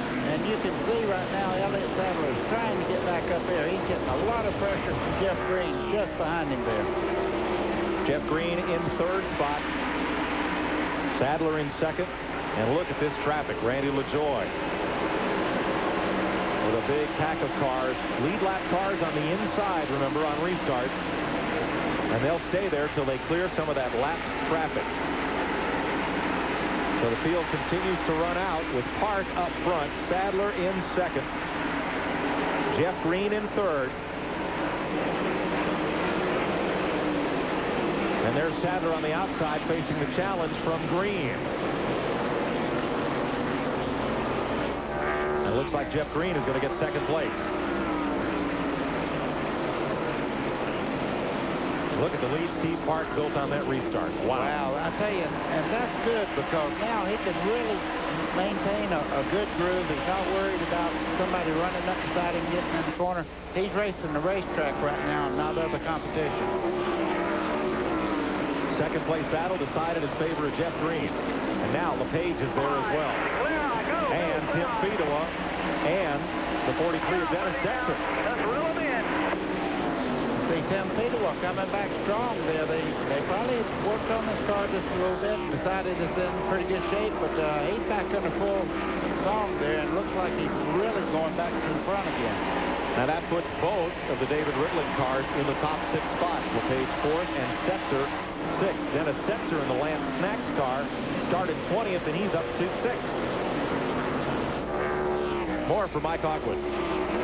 Dennis Setzer took over this ride in Darlington, and here's a guy who really has needed a break. He lost a couple of great rides over the last couple of years, and he said this is it for him. He really wants to go out and prove that he belongs in this series, and he's certainly doing it tonight in the team car to the 88. Whoa, trouble on Hermie Sadler in the DeWalt Tool Chevy. And look at when you lose your momentum, look how far back you go. Elliott Sadler, his younger brother, goes by him. So does Tim Steele. And now McLaughlin is battling the car that just moments ago was in 2nd place. I tell you, somebody's way back right now, Randy LaJoie. I know he'd like to be a little closer to the front. You see him picking off Hermie Sadler as they come off turn 2 and down the back straightaway. But he lost some valuable positions there. LaJoie is 9th. Let's show you what happened to Hermie Sadler. Watch the yellow number 1 car.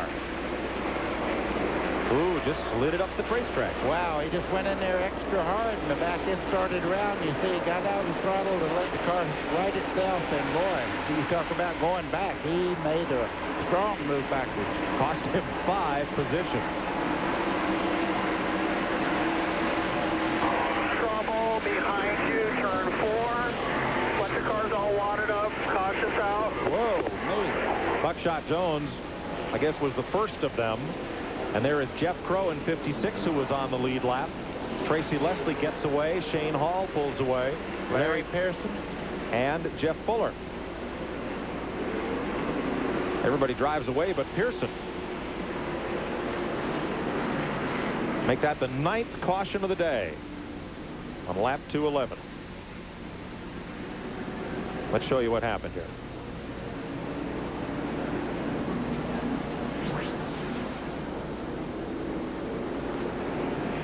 Heavy race traffic. And once one car gets turned, I think that's Buckshot Jones that got sideways. No place to go. We believe that Todd Bodine got into Buckshot Jones to get that one started.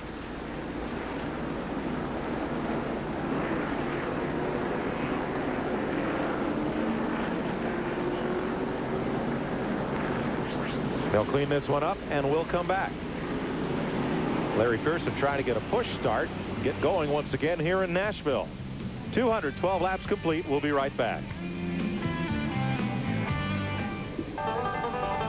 Welcome back to the Music City, where we have 106 laps to go, buddy. Mike, Charlie Worsham, age 11, started playing the piano at 2½, and this isn't his primary instrument, but he's playing on the streets of Nashville, and I'll tell you what, listen to this kid go. He comes from Grenada, Mississippi, and he comes 3 times a month to study bluegrass fiddle playing.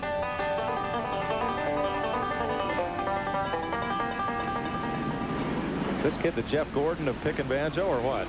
That's not even his primary instrument either. Just think the talent this kid has. Here's Steve Burns.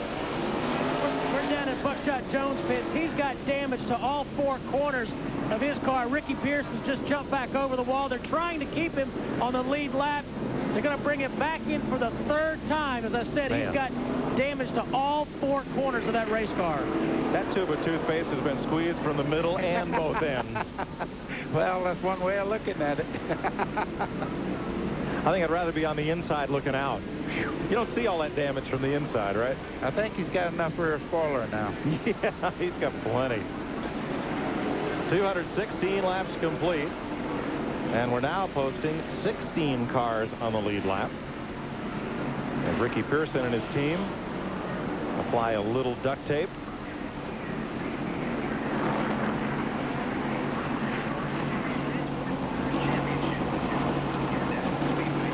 And while we're under caution, let's take a break from Nashville Speedway. Steve Park leads Jeff Green, Tim Fedowa, Dennis Setzer, and Kevin LePage. Tim Steele, Mike McLaughlin, Randy LaJoy, and Hermie Sadler. We'll be right back. Tonight's exclusive TNN coverage of the BellSouth Mobility Opryland USA 320 is brought to you by the Home Depot, where low prices are just the beginning. They've just dropped the green flag for the restart here at Nashville as they wind out of turn number 2. Again, Steve Park gets a good jump on the field. Jeff Green has to battle Tracy Leslie off turn number 4.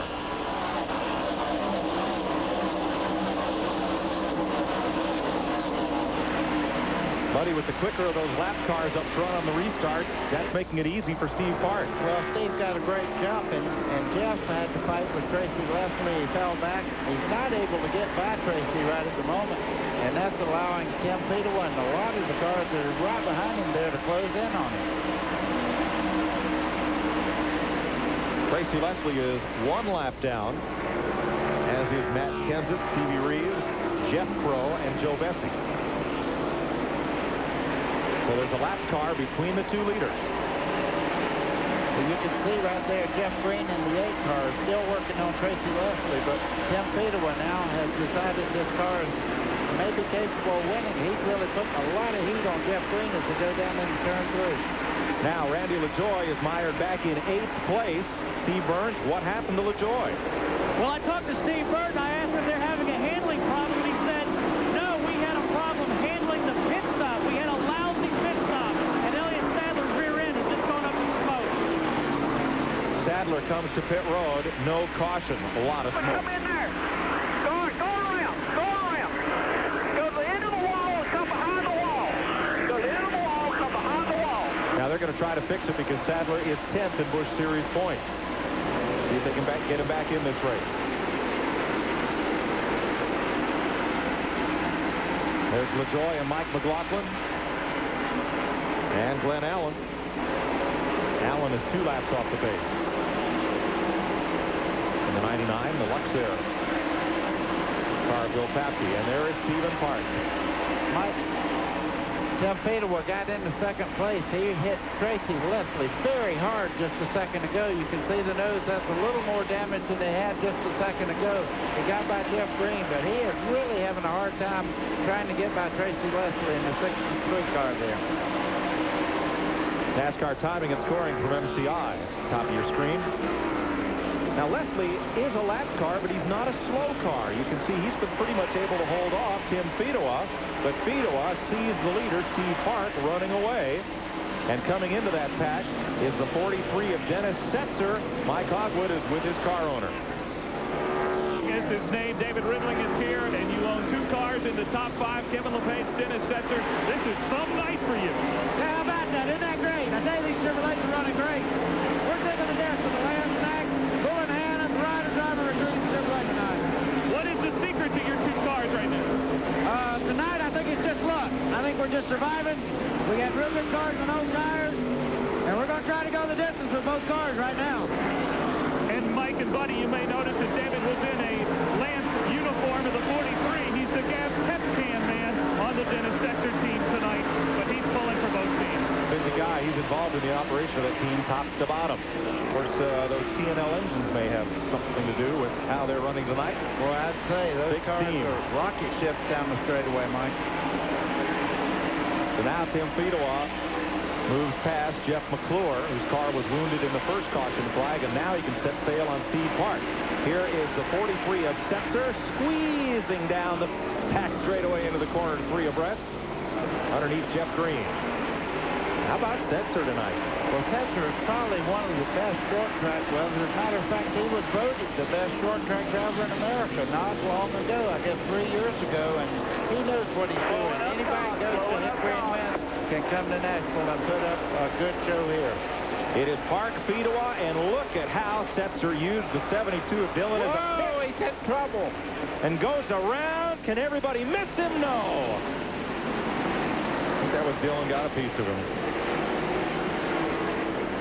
10th caution flag, lap 231. What a tough break for Dennis Setzer. Mike, he was coming off the corner there. The back end of the car started around. Nobody touched him. That was all self-inflicted there. And Glenn Allen was also involved in the Luxair number 99, last year's Rookie of the Year.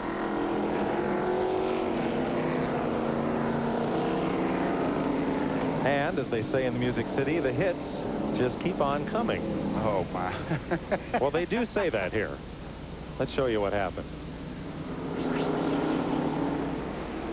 See, Setzer there in the 43. Jeff Green's under him there. Setzer's trying to come off the corner really hard there. The back end starts around. Watch Jeff Green on the inside, barely getting by there. And Kenseth on the outside. And then Dillon. Oop. Just got against him there.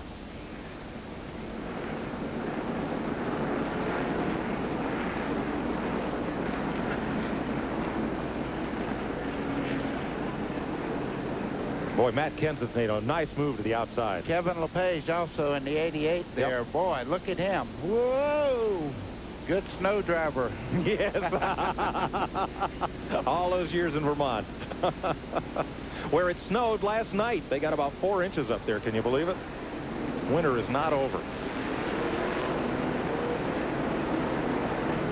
Boy, Mike Dillon checked up to avoid that, and he missed Setzer the first time. And then Setzer came across in front of him. Elliott Sadler, a lot of smoke from his car. Steve Burns, is he out of the race? Yeah, it looks like it, Mike. He's behind pit wall. This is 1 beat-up race car. Elliott, you came in 10th in points. Are you done for the night? We don't know. We're going to try to get it back out there, I think, just finish up a couple laps. But I feel bad for Phillips 66. You know, they just came on board, and these guys have worked so hard all weekend. We've changed everything but the radiator cap, and I really mean literally, but we just got to build the 6th place. We had a real good car, and the longer this baby ran, the faster it got. And I think we had a shot at the top 5 and maybe a win if some of the guys might would have got tangled up front, but I'm just feeling sorry for Phillips 66 Performance team, and these guys worked so hard for this, but we're going to try to get it back out there so we can get some more points. All right, let's go to Mike Hogwood. Leader is on pit road. That is Steve Park. And they are just putting fresh tires on and fuel in the car. No adjustments at all. Steve Park really happy with the way this number 3 machine is running tonight. All right, Mike, let's follow him down pit road and see who gets out first. There is Tim Fedewa getting service on the left side of his car, and it looks like Park wins the run down pit road. He will retain the lead. Mike McLaughlin gets out second. Jason Keller had a good stop to get out third. Jeff Green came out of the pits fourth. And then Rodney Cohen.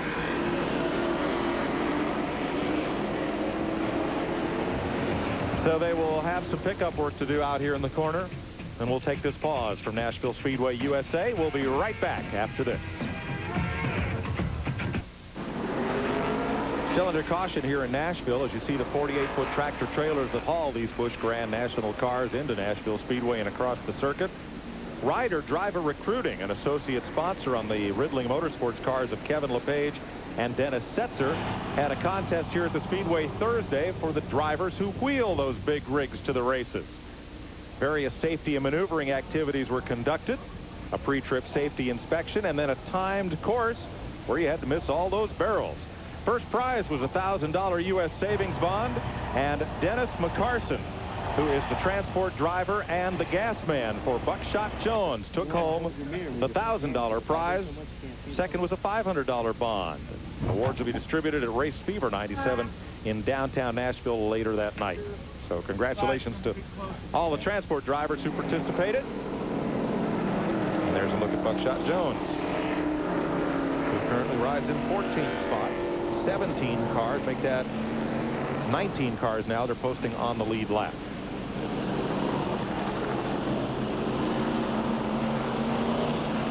A little more cleanup and we'll get back underway. Jeff Purvis has assumed the lead. I believe Purvis may not have made a pit stop under that caution. We'll check when we come back to Nashville after this.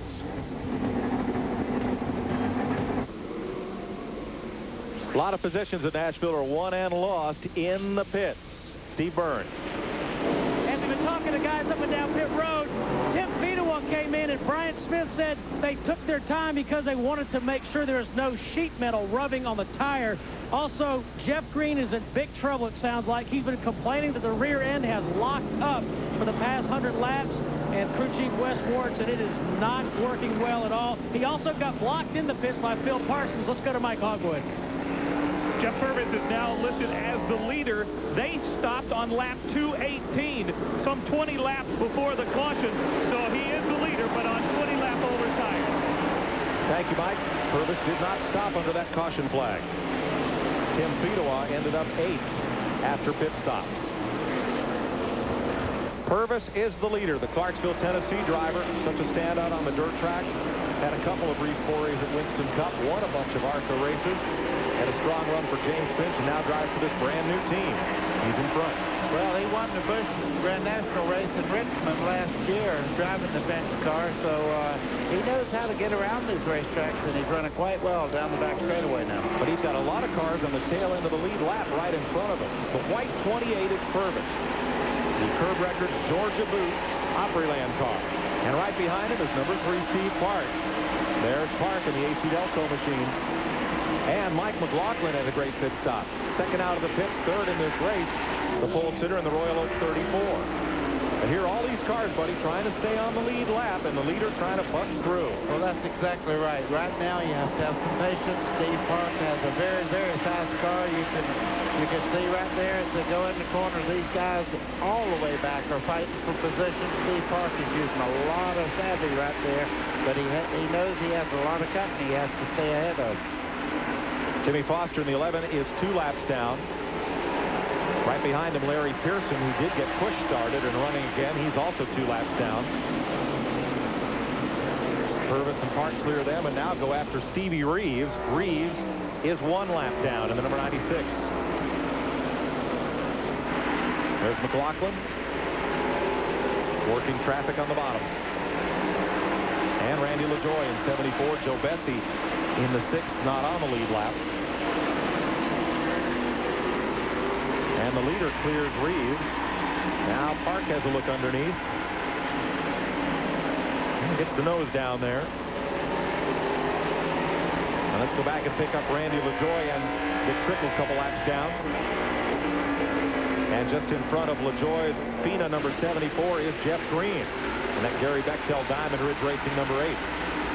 Mike, you can't believe when you start having gear trouble and one wheel starts locking up that usually you run a ratchet in these cars, and when you go down in the corner and both wheels lock up all of a sudden, it makes the car very hard, and you have to be very careful what you're doing when you back off of it.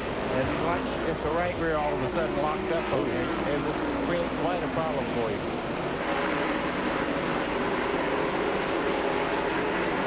So Green tries to pick his way carefully through traffic as we go back to the front of the pack.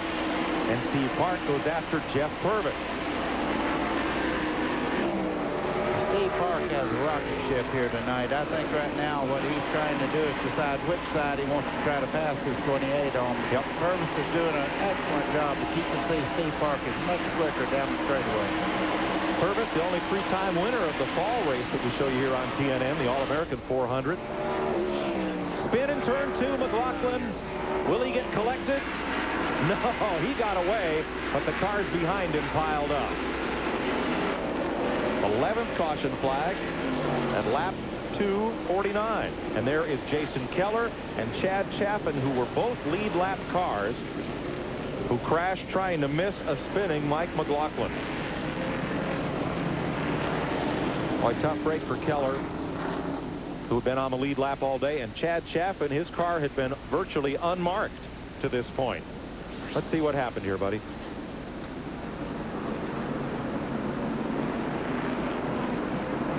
You can see McLaughlin's car getting sideways just in front of this group right here. Chain reaction, you can see Chaffin get in the back right there, spinning around. Tim Feeder was going right down through the middle in the 33 and avoiding quite a big pileup. If he had got collected, it would have stacked all these cars up. You'll also see Todd Bodine in the Stanley Tools 36 go through from the back of Dick Trickle's car.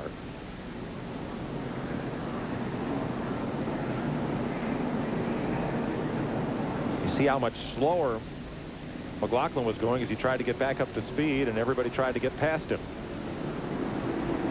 And as we've seen all night long, when one car gets sideways, buddy, that track narrows up in a hurry.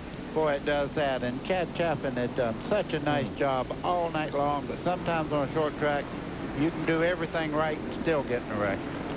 They're still trying to get, now they push start Jason Keller, and the Slim Jim 57 moves away.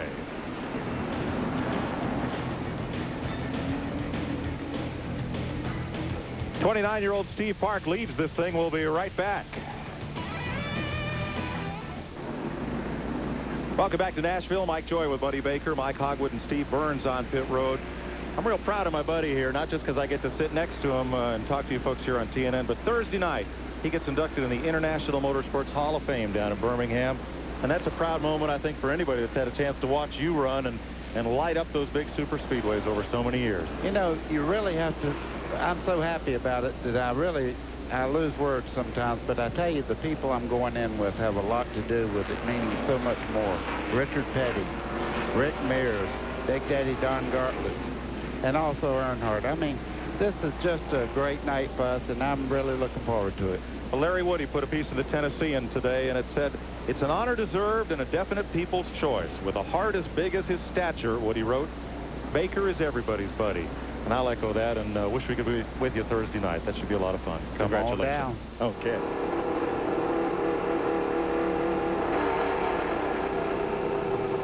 Hardcore 4x4.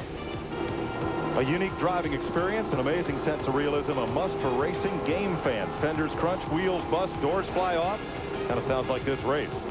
TNN Motorsports Hardcore 4x4 for the Sony PlayStation and Sega Saturn in stores now. Let's show you what happened to bring out this most recent caution flag. There's McLaughlin going around, and it all happens behind him. You see Randy LaJoy, the points leader, getting by. Jason Keller not so lucky in the 57, backing down the racetrack, and behind him it was a big chain reaction that got several cars involved. Let's ride with Phil Parsons through this one. You see Phil's hand up there. He's giving him the word that the racetrack is really blocked up in front of him. He goes up into third gear. You see the car is still going around. That's Jason Keller backing up the racetrack there.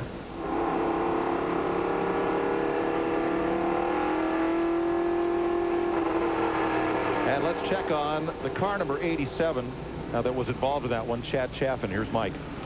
A lot of sheet metal damage on the car. They've got that hammered down, but they were penalized 2 laps because they had to change right side tires. NASCAR tonight is only allowing these teams to change tires for 3 sets of tires during the race. And he, of course, had already used up his 3 sets. They had to come in and put 2 more on the right side.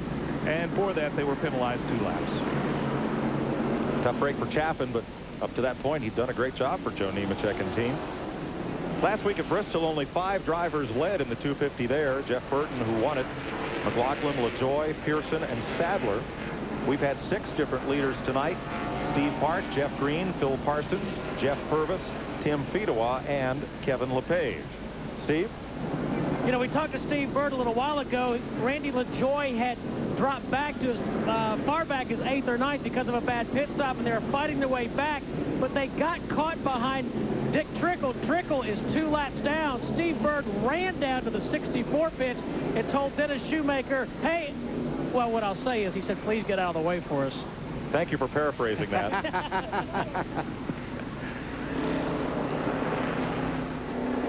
64 laps to go. Let's show you how the point standings have flip-flopped this year. Randy LaJoy, of course, won Daytona. He was the point leader. Todd Bodine took the point lead at Atlanta. Bristol, after Bristol, it flip-flopped again. Randy LaJoy back in command as defending champion of this series. And there's the one-to-go signal. Steve Park, whose dad, Bob, was runner-up for the modified championship of NASCAR. Back in the days when Richie Evans and Jerry Cook alternated winning titles every year, it seemed. Park grew up in a racing family. Son of Bob and Dorothy. Cut his teeth in a modified on Long Island and then moved up to the Featherlight Modified Tour. Won races and poles more than anybody else the last 2 seasons for Scott and Patty Banzel in the Sunoco Sheba Racing number 8. And after putting Joe Nemechek's truck on the pole at Watkins Glen, and after a ride in Kurt Rohrig's truck that saw him lead at New Hampshire and come up with a 4th place finish, the phone rang. It was Dale Earnhardt. He said, come drive my Busch car. He didn't think it was Dale. He said, sure it is, and hung up on him. Yeah. Well, Ron Hornaday did the same thing. But it was Dale Earnhardt. And he has a lot of faith in this 29-year-old driver off Long Island as Park calls him into turn number 1.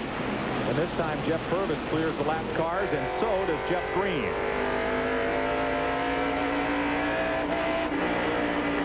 You're riding with Dick Trickle down into turn 3. That's Randy LaJoy, the points leader there in the Cena car as they go through turns 3 and 4 and down towards the front straightaway. Back in 1. Jeff Crow in the 56 on the outside. And this time Purvis is right there with Steve Park. I was just fixing to say Jeff Purvis is just a mirror image of the 3 of Park as they go down the front straightaway. Oh, trouble. And that's Chris Diamond in the fence. Jeff McClure, Joe Bessie, and Elliott Sadler. I am running out of paper. That's the 12th caution flag tonight. Give me a new page. That's also the 2nd time that Chris Diamond has been involved in a spin. Earlier in the race, he was on the front straightaway and spun, causing a 3-car pileup. And this time, we don't know exactly yet, but we're fixing to show you. That's Chris Diamond in 68 on the outside. Jason Keller in the 57 just under him. He just went in the corner there on the outside, loses the back, goes up and makes contact on the outside wall. Jeff McClure will pile in here, getting tied up with, is that Lyndon Amick? It is Joe Bessie and the 29 of Elliott Sadler. Diamond, we're told, buddy, suffered a flat left rear tire that caused the spin. Got a flat right rear, too, and a lot of other mess. Yeah, and that'd we'll be back tough to distinguish what really caused that. We'll be right back. Welcome back to Nashville Speedway USA. Mike Joy with Buddy Baker, Steve Burns and Mike Hogwood on pit road, and it's been a very busy night as you see the remains of Chris Diamond's car being hauled off. Thursday night here at Riverfront Park, the Busch Grand National Racing Wives Auxiliary participated in a fundraiser. They had a bunch of the stars out and a lot of race cars and a lot of fans, young and old, to get autographs from folks there like Dennis Setzer and Jeff Green. It was a fun night for everybody, but as you can see, it was a little chilly down there. Race Fever 97 there in downtown Nashville. And a lot of groups on hand to entertain.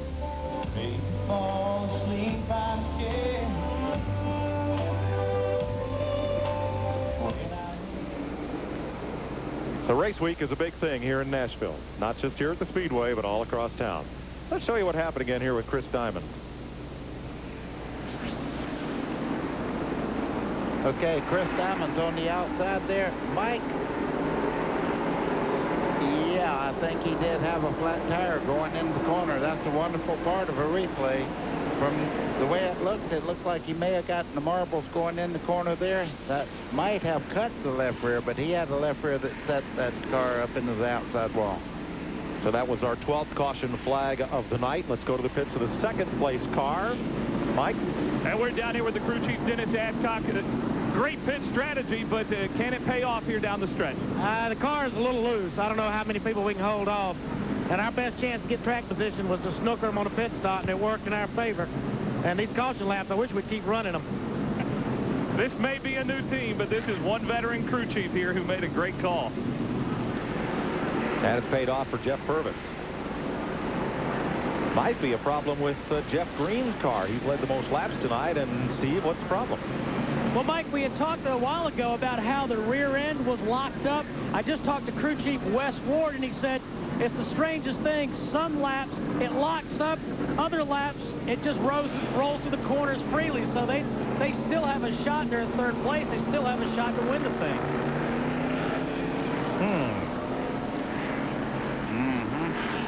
Just hope it don't lock up when he drives it extremely deep down in the corner, because I can tell you what that'll do. That'll remind you of that country and western song, Hello Walls. Tomorrow live from Peach State Speedway, the Wins 300. ASA Racing returns to Georgia, and you'll see it here at 1 o'clock on TNN Motorsports. And tomorrow afternoon, the NASCAR Craftsman Truck Series gets back in action with the Chevrolet Desert Star Classic 300. That's at 4 o'clock Eastern Time, 3 Central, here on TNN Motorsports. Steve Park is leading this race in a brand new car for the Earnhardt team. The first drop snout car they built with a low roll center. They built it especially for the flat tracks. They'll run it here, Myrtle Beach, Loudon, tracks like that. And so far, that car looks pretty good. Looks pretty good, and he's got a drop snout on the right front because he bent all the seat metal on it. But I tell you what, he's doing a great job, and what a good kid. Everybody here likes him, and it's just a matter of time before he gets his first win. It might be tonight. Might not be a long time. 54 laps to go. As they push Joe Bessie's car behind the wall. We'll be right back.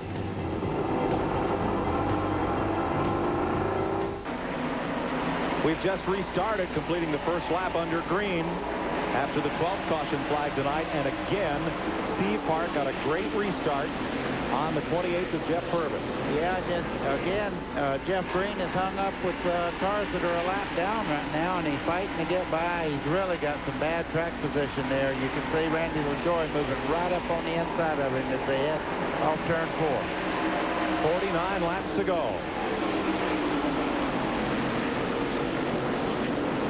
Boy, a lot of close contact there as Randy LaJoie in the 74 and Jeff Green fight for track position. That's Tim Peterwatt just behind him there. That's all a race for position. These three cars are really going at it right now. Third, fourth, and fifth. Dick Trickle just ahead. Trickle got caught up in one of those crashes. He's now in the 18th place, 2 laps down. Second place car at the front of that, out in front of that pack rather. That's Jeff Crow in 56. And Crow is in 16th place. 1 lap down. These first 5 or 10 laps after every restart, buddy, really very tense running. Yeah, you see Tim Peterwatt. These guys are really going at it right now. These are team cars for position right here. Randy LaJoie leading in the point standing. You have to race your team guy just a little different than you do everybody else. Because I can tell you, I've raced with Richard Petty as a team car. They don't want this car wadded up. No.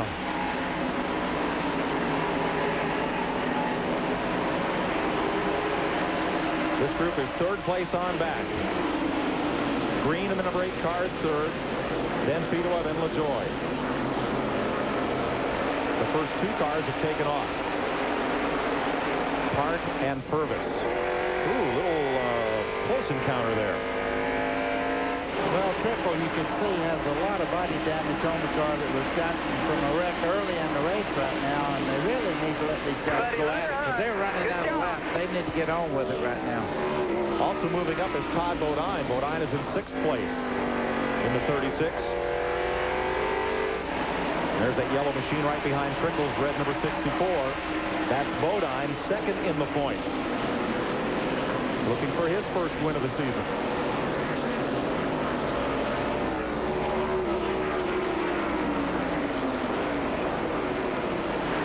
Hey, what? That Trickle's not holding anybody up. He's on the outside of Randy LaJoy there and looks to be just as fast. Yep, that's still a good race car. The 87 of Chad Chaffin makes a pit stop. Here's Mike.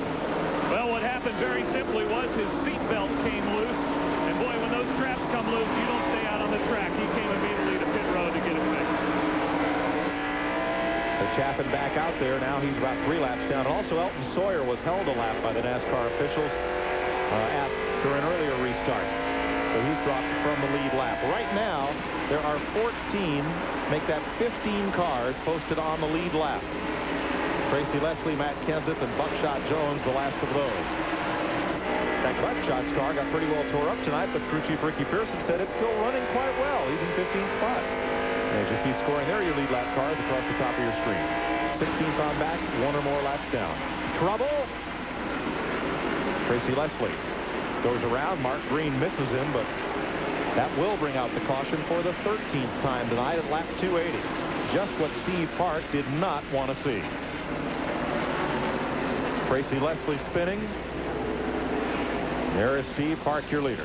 You know, I'm sure a lot of the people watching the race are going, why are they not stopping for tires and all? A lot of them they've used up their allotment of tires right now, and there's no point in coming in. And the other reason, buddy, is track position. Exactly. You're not going to climb your way all the way through the pack in this bunch. You know, not on this night. Especially if you've already put all 3 sets of those tires on that car. 13 yellow flags. What they have in the Cup race at Bristol last week? 20. Of course, that was 500 laps. At one time, the pace car had moved into the top 5. One of my favorite stories. Neil Bonnet was in this big wreck at Talladega, and he'd been leading the race. And I walked up with a microphone, and I said, well, Neil, now that you're no longer in the race, who do you think is going to win it? You know, who's got the strongest car? He just looked at me and said, pace car's got a good shot at it. Yeah, I guarantee you. You see on Dick Trickle's dash that 1-800-CRIME-TV. The folks from America's Most Wanted are here tonight looking for clues to the drive-by shooting of Dick's nephew, Chris Trickle, out in Las Vegas. They're looking for this man, not as the shooter, but this is a composite of the man who came out from the darkness and flagged down a bus, a passing bus. Dr. Sandra Clancy was on that bus, a trauma surgeon, with her husband, and she attended to Trickle. This man got on the bus, rode off, and they believe that he may have been a witness to the shooting. So if you have seen someone matching that description, 1-800-CRIME-TV is the number to call. And America's Most Wanted will do an episode about the Trickle situation on their show Saturday night, April 26th at 9 p.m. Eastern Time. Leader Steve Park, let's go to his pit. Here's Mike. And his crew members are really smiling right now. Steve Park is confident, he said. Tony Uri says he has been radioing in saying everything is perfect on the car. The tires are a little worn, but they're not losing a lot of time for laps. This car is really running well on worn tires, and it has these guys down here pretty excited right now. Park has 4 top 10s this season and 2 top 10s in the 3 short track events, including a 6th at Bristol, where he started 15th and finished up in 6th spot. This racetrack is a lot like Thompson, Connecticut. The banking is similar. The straightaways are a little shorter here, and that's one of the tracks where Steve Park, in fact, I believe it's where he scored his last NASCAR modified victory last fall in the Thompson World Series of asphalt racing. Next Busch race will be coming up live on the Nashville Network. It's the U.S. Cellular 200. It's at Loudon, New Hampshire. It's on May 10th. Man, I'm going to have to go buy a ticket, because that'll be a good one. You'll see it right here live on the Nashville Network, 1 p.m. Eastern Time. Pace car dives in. 36 laps to go. Steve Park heads the field out of turn 4 with Jeff Purvis, Jeff Green, Tim Fedewa, and Randy LaJoie.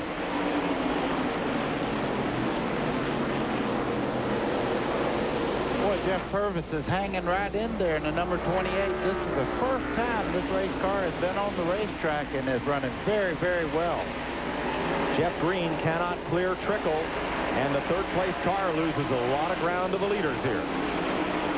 This doesn't necessarily mean Trickle is holding him up. It just means that Green did not get as good a restart as the 2 cars in front of him. It means Green's got a lot of trouble right there on the left rear corner. That's Tim Fedewa trying to get that position from that blue car you see darting to the left side there. He's really got a lot of heat on Jeff. Behind Fedewa, the blue car of point leader Randy LaJoie, and then the yellow Pontiac of Todd Bodine. Then Hermie Sandler and Mike McLaughlin.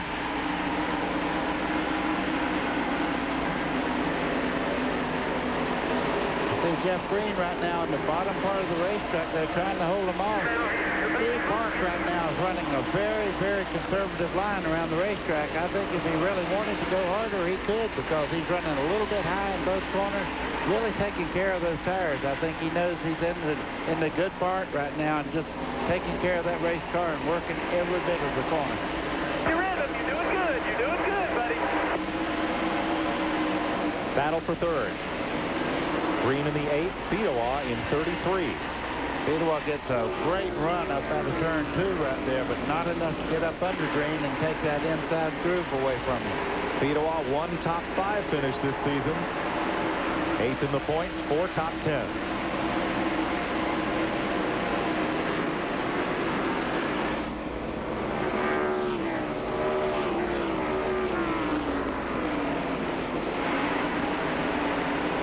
Now you can see there that the 33 of Fedewa is a little bit quicker than Jeff, but that track position, when you can use up as much racetrack as you can, I guarantee you right now he's looking in the mirror saying, yeah, if he just keeps running just exactly behind me like that, you see Fedewa getting out of that mirror position there where he didn't know where exactly he was. Fedewa trying to hide in Jeff Green's blind spot down to the left inside. And Trickle's going to pass the second place car here. And did. There's Jeff Purvis in 28. Yeah, and he's got about a third of a race car left. The right front corner's torn off the Trickle, and he's still just galloping around this racetrack. Fedewa gets a good run underneath Jeff Green this time. Yep, he's there. Inside. And they have caught the 28 cars. Hey, you're all clear. Here's the battle of Todd Bodine, the 2-point leaders. And Todd Bodine goes in front of Randy LaJoie. They are... Whoa, contact there. Randy LaJoie did not mean to do that, but he got in the top left rear corner, and you see Jason Keller in 57 also getting by. Back to third place. Make that second place. Remember that 2-tire change that they made on Jeff Purvis? Looks like it may not have been enough, because here comes Green. Well, they do have pressure tires, and at this racetrack, it makes a world of difference. You can see right there that Jeff Green has a little bit better handling race car, and it's due to the pressure tires. 24 laps to go. One outside. Purvis trying to hold off Green, not going to be able to do it. Now Purvis's tires have 20 more laps on them than these other 2 drivers, and it's beginning to tell. Fedewa takes over third. Purvis falls to 4th.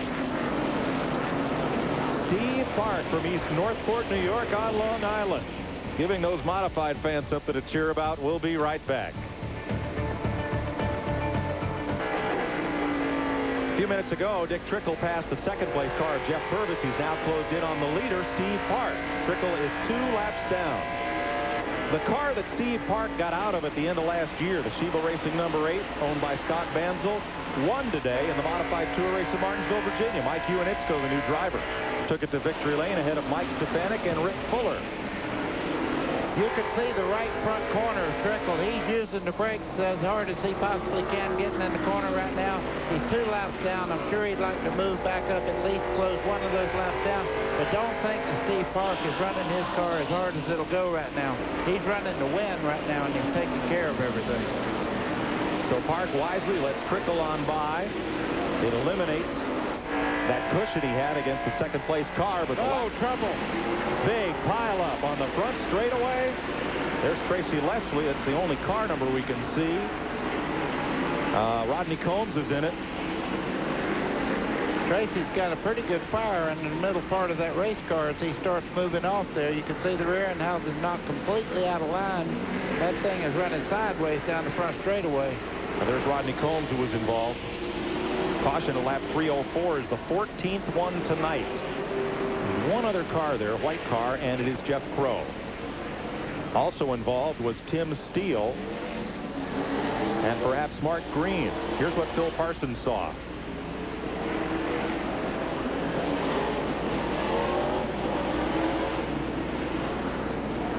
See, Crow gets touched right there, just coming off the corner, and that starts a chain reaction. Phil Parsons was there, and he got into the left rear of Crow as they started off the corner.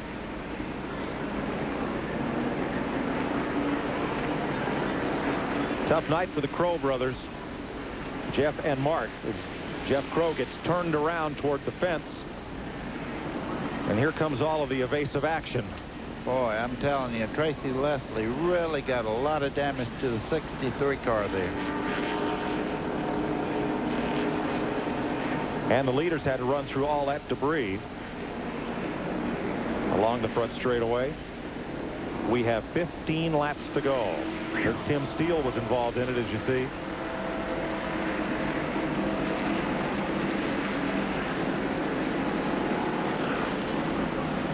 So they'll clean up, and we'll clear out for this commercial break and be right back to Nashville Motor Speedway after this.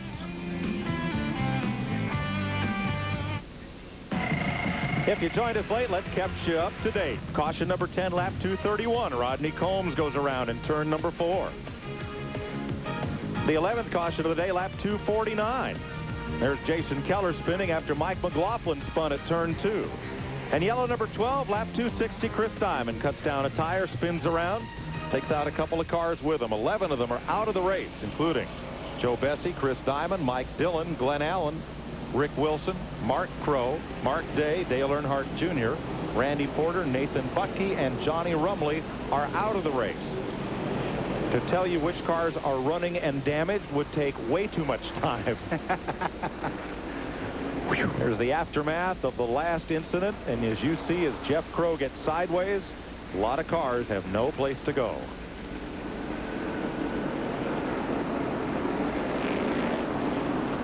Back to the leader's pit, Mike Hogwood. Tony Urey here. Tony, what are you telling your driver now for the final laps? Well, we told him after that last caution it's show time. It's time to go. So that's what we're telling him to do. We got some tough cars right there behind us. That 8 car and that 33 car is pretty strong. If he ever gets by that 8, he's going to be hard to handle. But we only got like 13 laps to go here. Probably about 10 to go to get started back and hammered down. That's all I can tell him. It's hammer time here in the park pit. For the Dick Trickle fans out there, he did make up one of those laps that he was down. He's only one down now and has a very fast race car. And the only other car one lap down is Stevie Reeves, so Trickle can move up here. Tomorrow at noon Eastern, 11 Central Time, TNN Race Day. Rick Benjamin catches you up on all the news in the world of motorsports. Highlights, interviews, some of the crashes from tonight. There have been 14 of them. Race Day tomorrow at noon Eastern Time here on TNN Motorsports. Okay, Tim Steele is going to go behind the wall and be the 12th car out of this race. Wow. Now, would you like a list of the cars that are damaged and still running? All the rest of them. I'm not kidding. The leader even has damage to the right front corner of his car. Not anything that would cause him any problems, but he has damage to the right front and left rear. 30 cars damaged, still running. Add Jeff Crow to the cars out of the race. There is Steve Park. This is only his 12th start in the Busch Grand National Series. Finished third at Richmond in March. Earned $21,000 out at Las Vegas, his biggest payday so far. He has 15 wins and 22 poles and a couple of most popular driver awards on the NASCAR Featherlight Modified Tour. And has 2 Busch North Series wins and only 9 starts. Mike, I was just looking. That's Dale Earnhardt's new driver in the 3 and his last year driver running in second. So I would say Earnhardt knows how to pick drivers. Absolutely. Park is the leader. Jeff Green is second. Tim Fedowa runs third. Jeff Purvis is fourth. Todd Bodine is fifth. Randy LaJoy sixth. That's not enough of a difference to change the point lead once again. That would be a 5-point flip. LaJoy leads Bodine coming into this race by 32 points. Hermie Sadler is 7th, Kevin LePage 8th, Mike McLaughlin 9th, and Dennis Setzer 10th. 11th is Buckshot Jones, 12th is Matt Kenseth, 13th Phil Parsons. They are on the lead lap, 1 lap down. Stevie Reeves and Dick Trickle. 2 laps down, Jason Keller, Elton Sawyer, and Larry Pearson. 3 laps down is Chad Chapin and Lyndon Amick. Honky talking at the Wild Horse Saloon. Coming up next, we are on TNN. Good.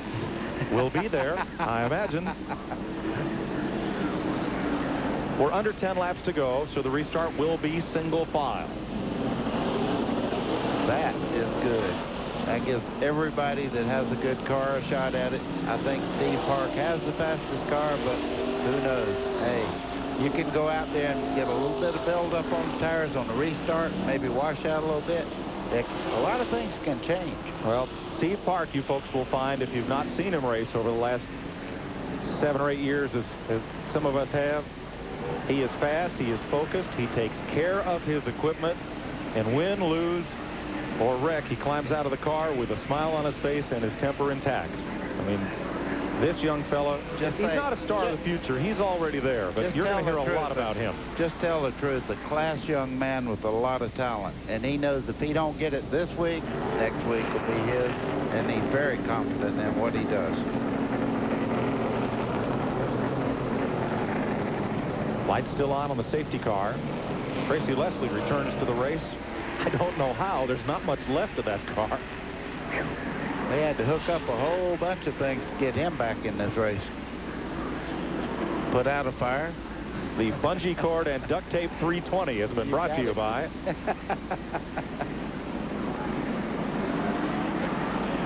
Coming up on TNN Motorsports in May, you'll see the Winston, NASCAR's all-star night under the lights at Charlotte Motor Speedway. Defending champion Mike Waltrip there Saturday night, May 17th, 7 p.m. Eastern Time on TNN Motorsports.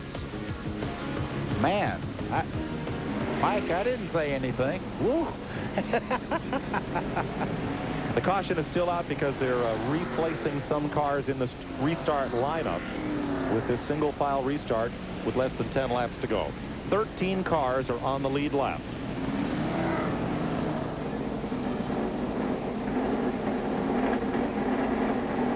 Dick Trickle now 1 lap down, as is Stevie Reeves. Mike, I'm going to tell you something. I think one of the guys that really has a great chance here is Tim Fedowa in the 33 car. He's in 3rd place right now. He has made many moves towards the front tonight, and I think he has a fast car. Well, let's go to the 2nd place pit, buddy. Here's Steve. And with crew chief Wes Ward, they've been battling a rear end problem all night. Wes, can you get by that 3 car? He looks pretty tough. Well, we don't want to be real greedy, you know. Just need to pray the good Lord above we can finish this thing. Jeff says it's terrible. You know, the rear end's locked up solid. It's real hard to turn. He's having to let the car just, you know, really go where it wants to up the racetrack and just try to stand back in the gap to get it to turn. So we didn't need that caution, that's for sure. We'll see what happens.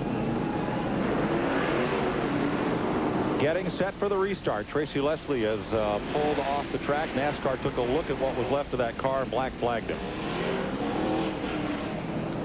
Look at the damage. The carnage capital of NASCAR tonight is Nashville Motor Speedway. Look at this stuff. Yeah, we can laugh about it, but I'll guarantee you the body men don't find near as much pleasure in this as we do. What's that line? Days of Thunder was on the other last night. What was that line? Rubbin is racing? Well, what's this? I'll tell you, it's fun to watch, folks. You need to get out to a Busch race at a short track or your local NASCAR Winston Racing Series track. You'll see some great racing action, and with 14 caution flags, it's been an action-packed night at Nashville. We are going to be 7 laps from the checkered flag when the green flag waves. And Steve Park, 29 years old, from Long Island in the Modified Tour, is in position to win his first Busch Grand National Series race for Dale Earnhardt. And what a jump he gets, buddy. Absolutely. I tell you, you don't beat a modified driver on a restart. These guys know how to restart, and they know how to protect the lead. Tim Fedowa has a mirror full of Jeff Purvis and Todd Bodine in that yellow car. Then Randy LaJoie, Hermie Sadler.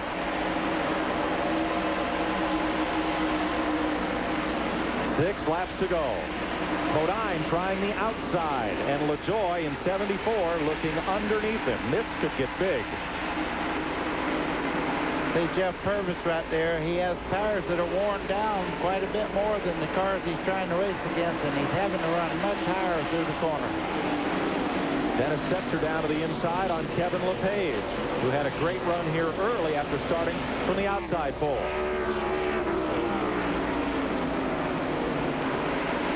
Again, Bodine looks to the bottom against Purvis. Bodine now with track position into the corner. No, Purvis keeps it up top and keeps it wound up.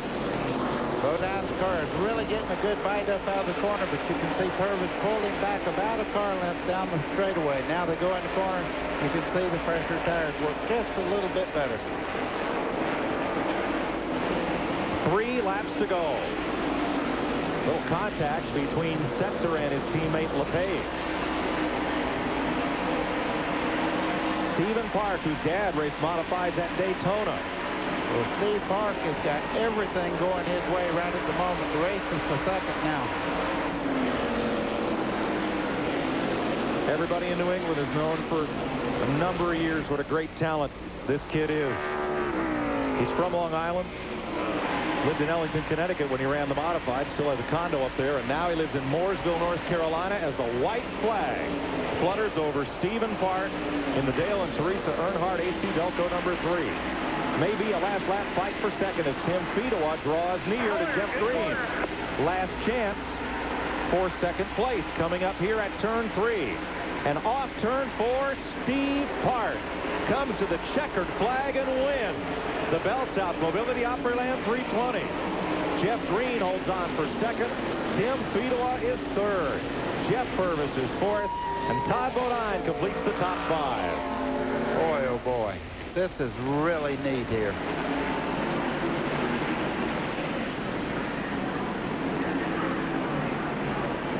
We'll go to Victory Lane to meet a jubilant first-time winner in the Busch Grand National Series. Right after this word. You're watching Busch Series Racing live on the Nashville Network.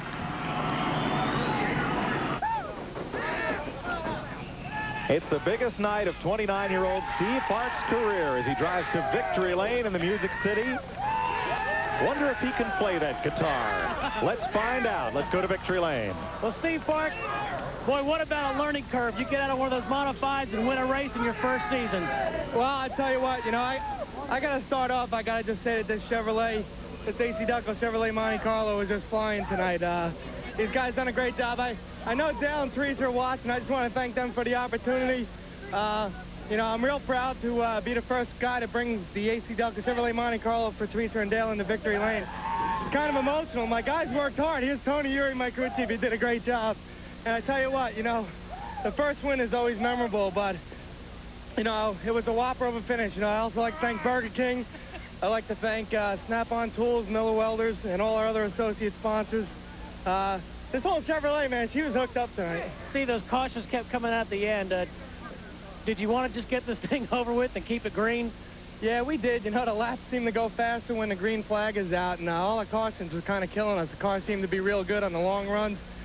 And, you know, we were kind of nervous about the guys behind us. But I tell you what, they said, hey, there's 8 laps to go. You know, knuckle down, buddy. And, you You know, I just did what Dale would do and just got up on the steering wheel and drove this baby. Well, the winner gets a guitar. Do you know how to play it? Nah, I don't know how to play it, but I'm going to sit back and learn tonight, I'll tell you. I just got to say, I got to thank my crew. I got to thank all the guys back at the Fab Shop. I mean, we've been crashing cars, and they've been fixing them in this day and age. Just go out there and get them, you know. Just everybody. I mean, Don Hawk, Ty Norris, everyone that put this whole program together, you know, they stuck their neck out to put a rookie from up north in this car, and it just paid off tonight. We're in victory lane. All right, man. Congratulations. Let's go back upstairs. Steve Park will get guitar lessons. That's a Les Paul Gibson, manufactured right nearby here in Nashville.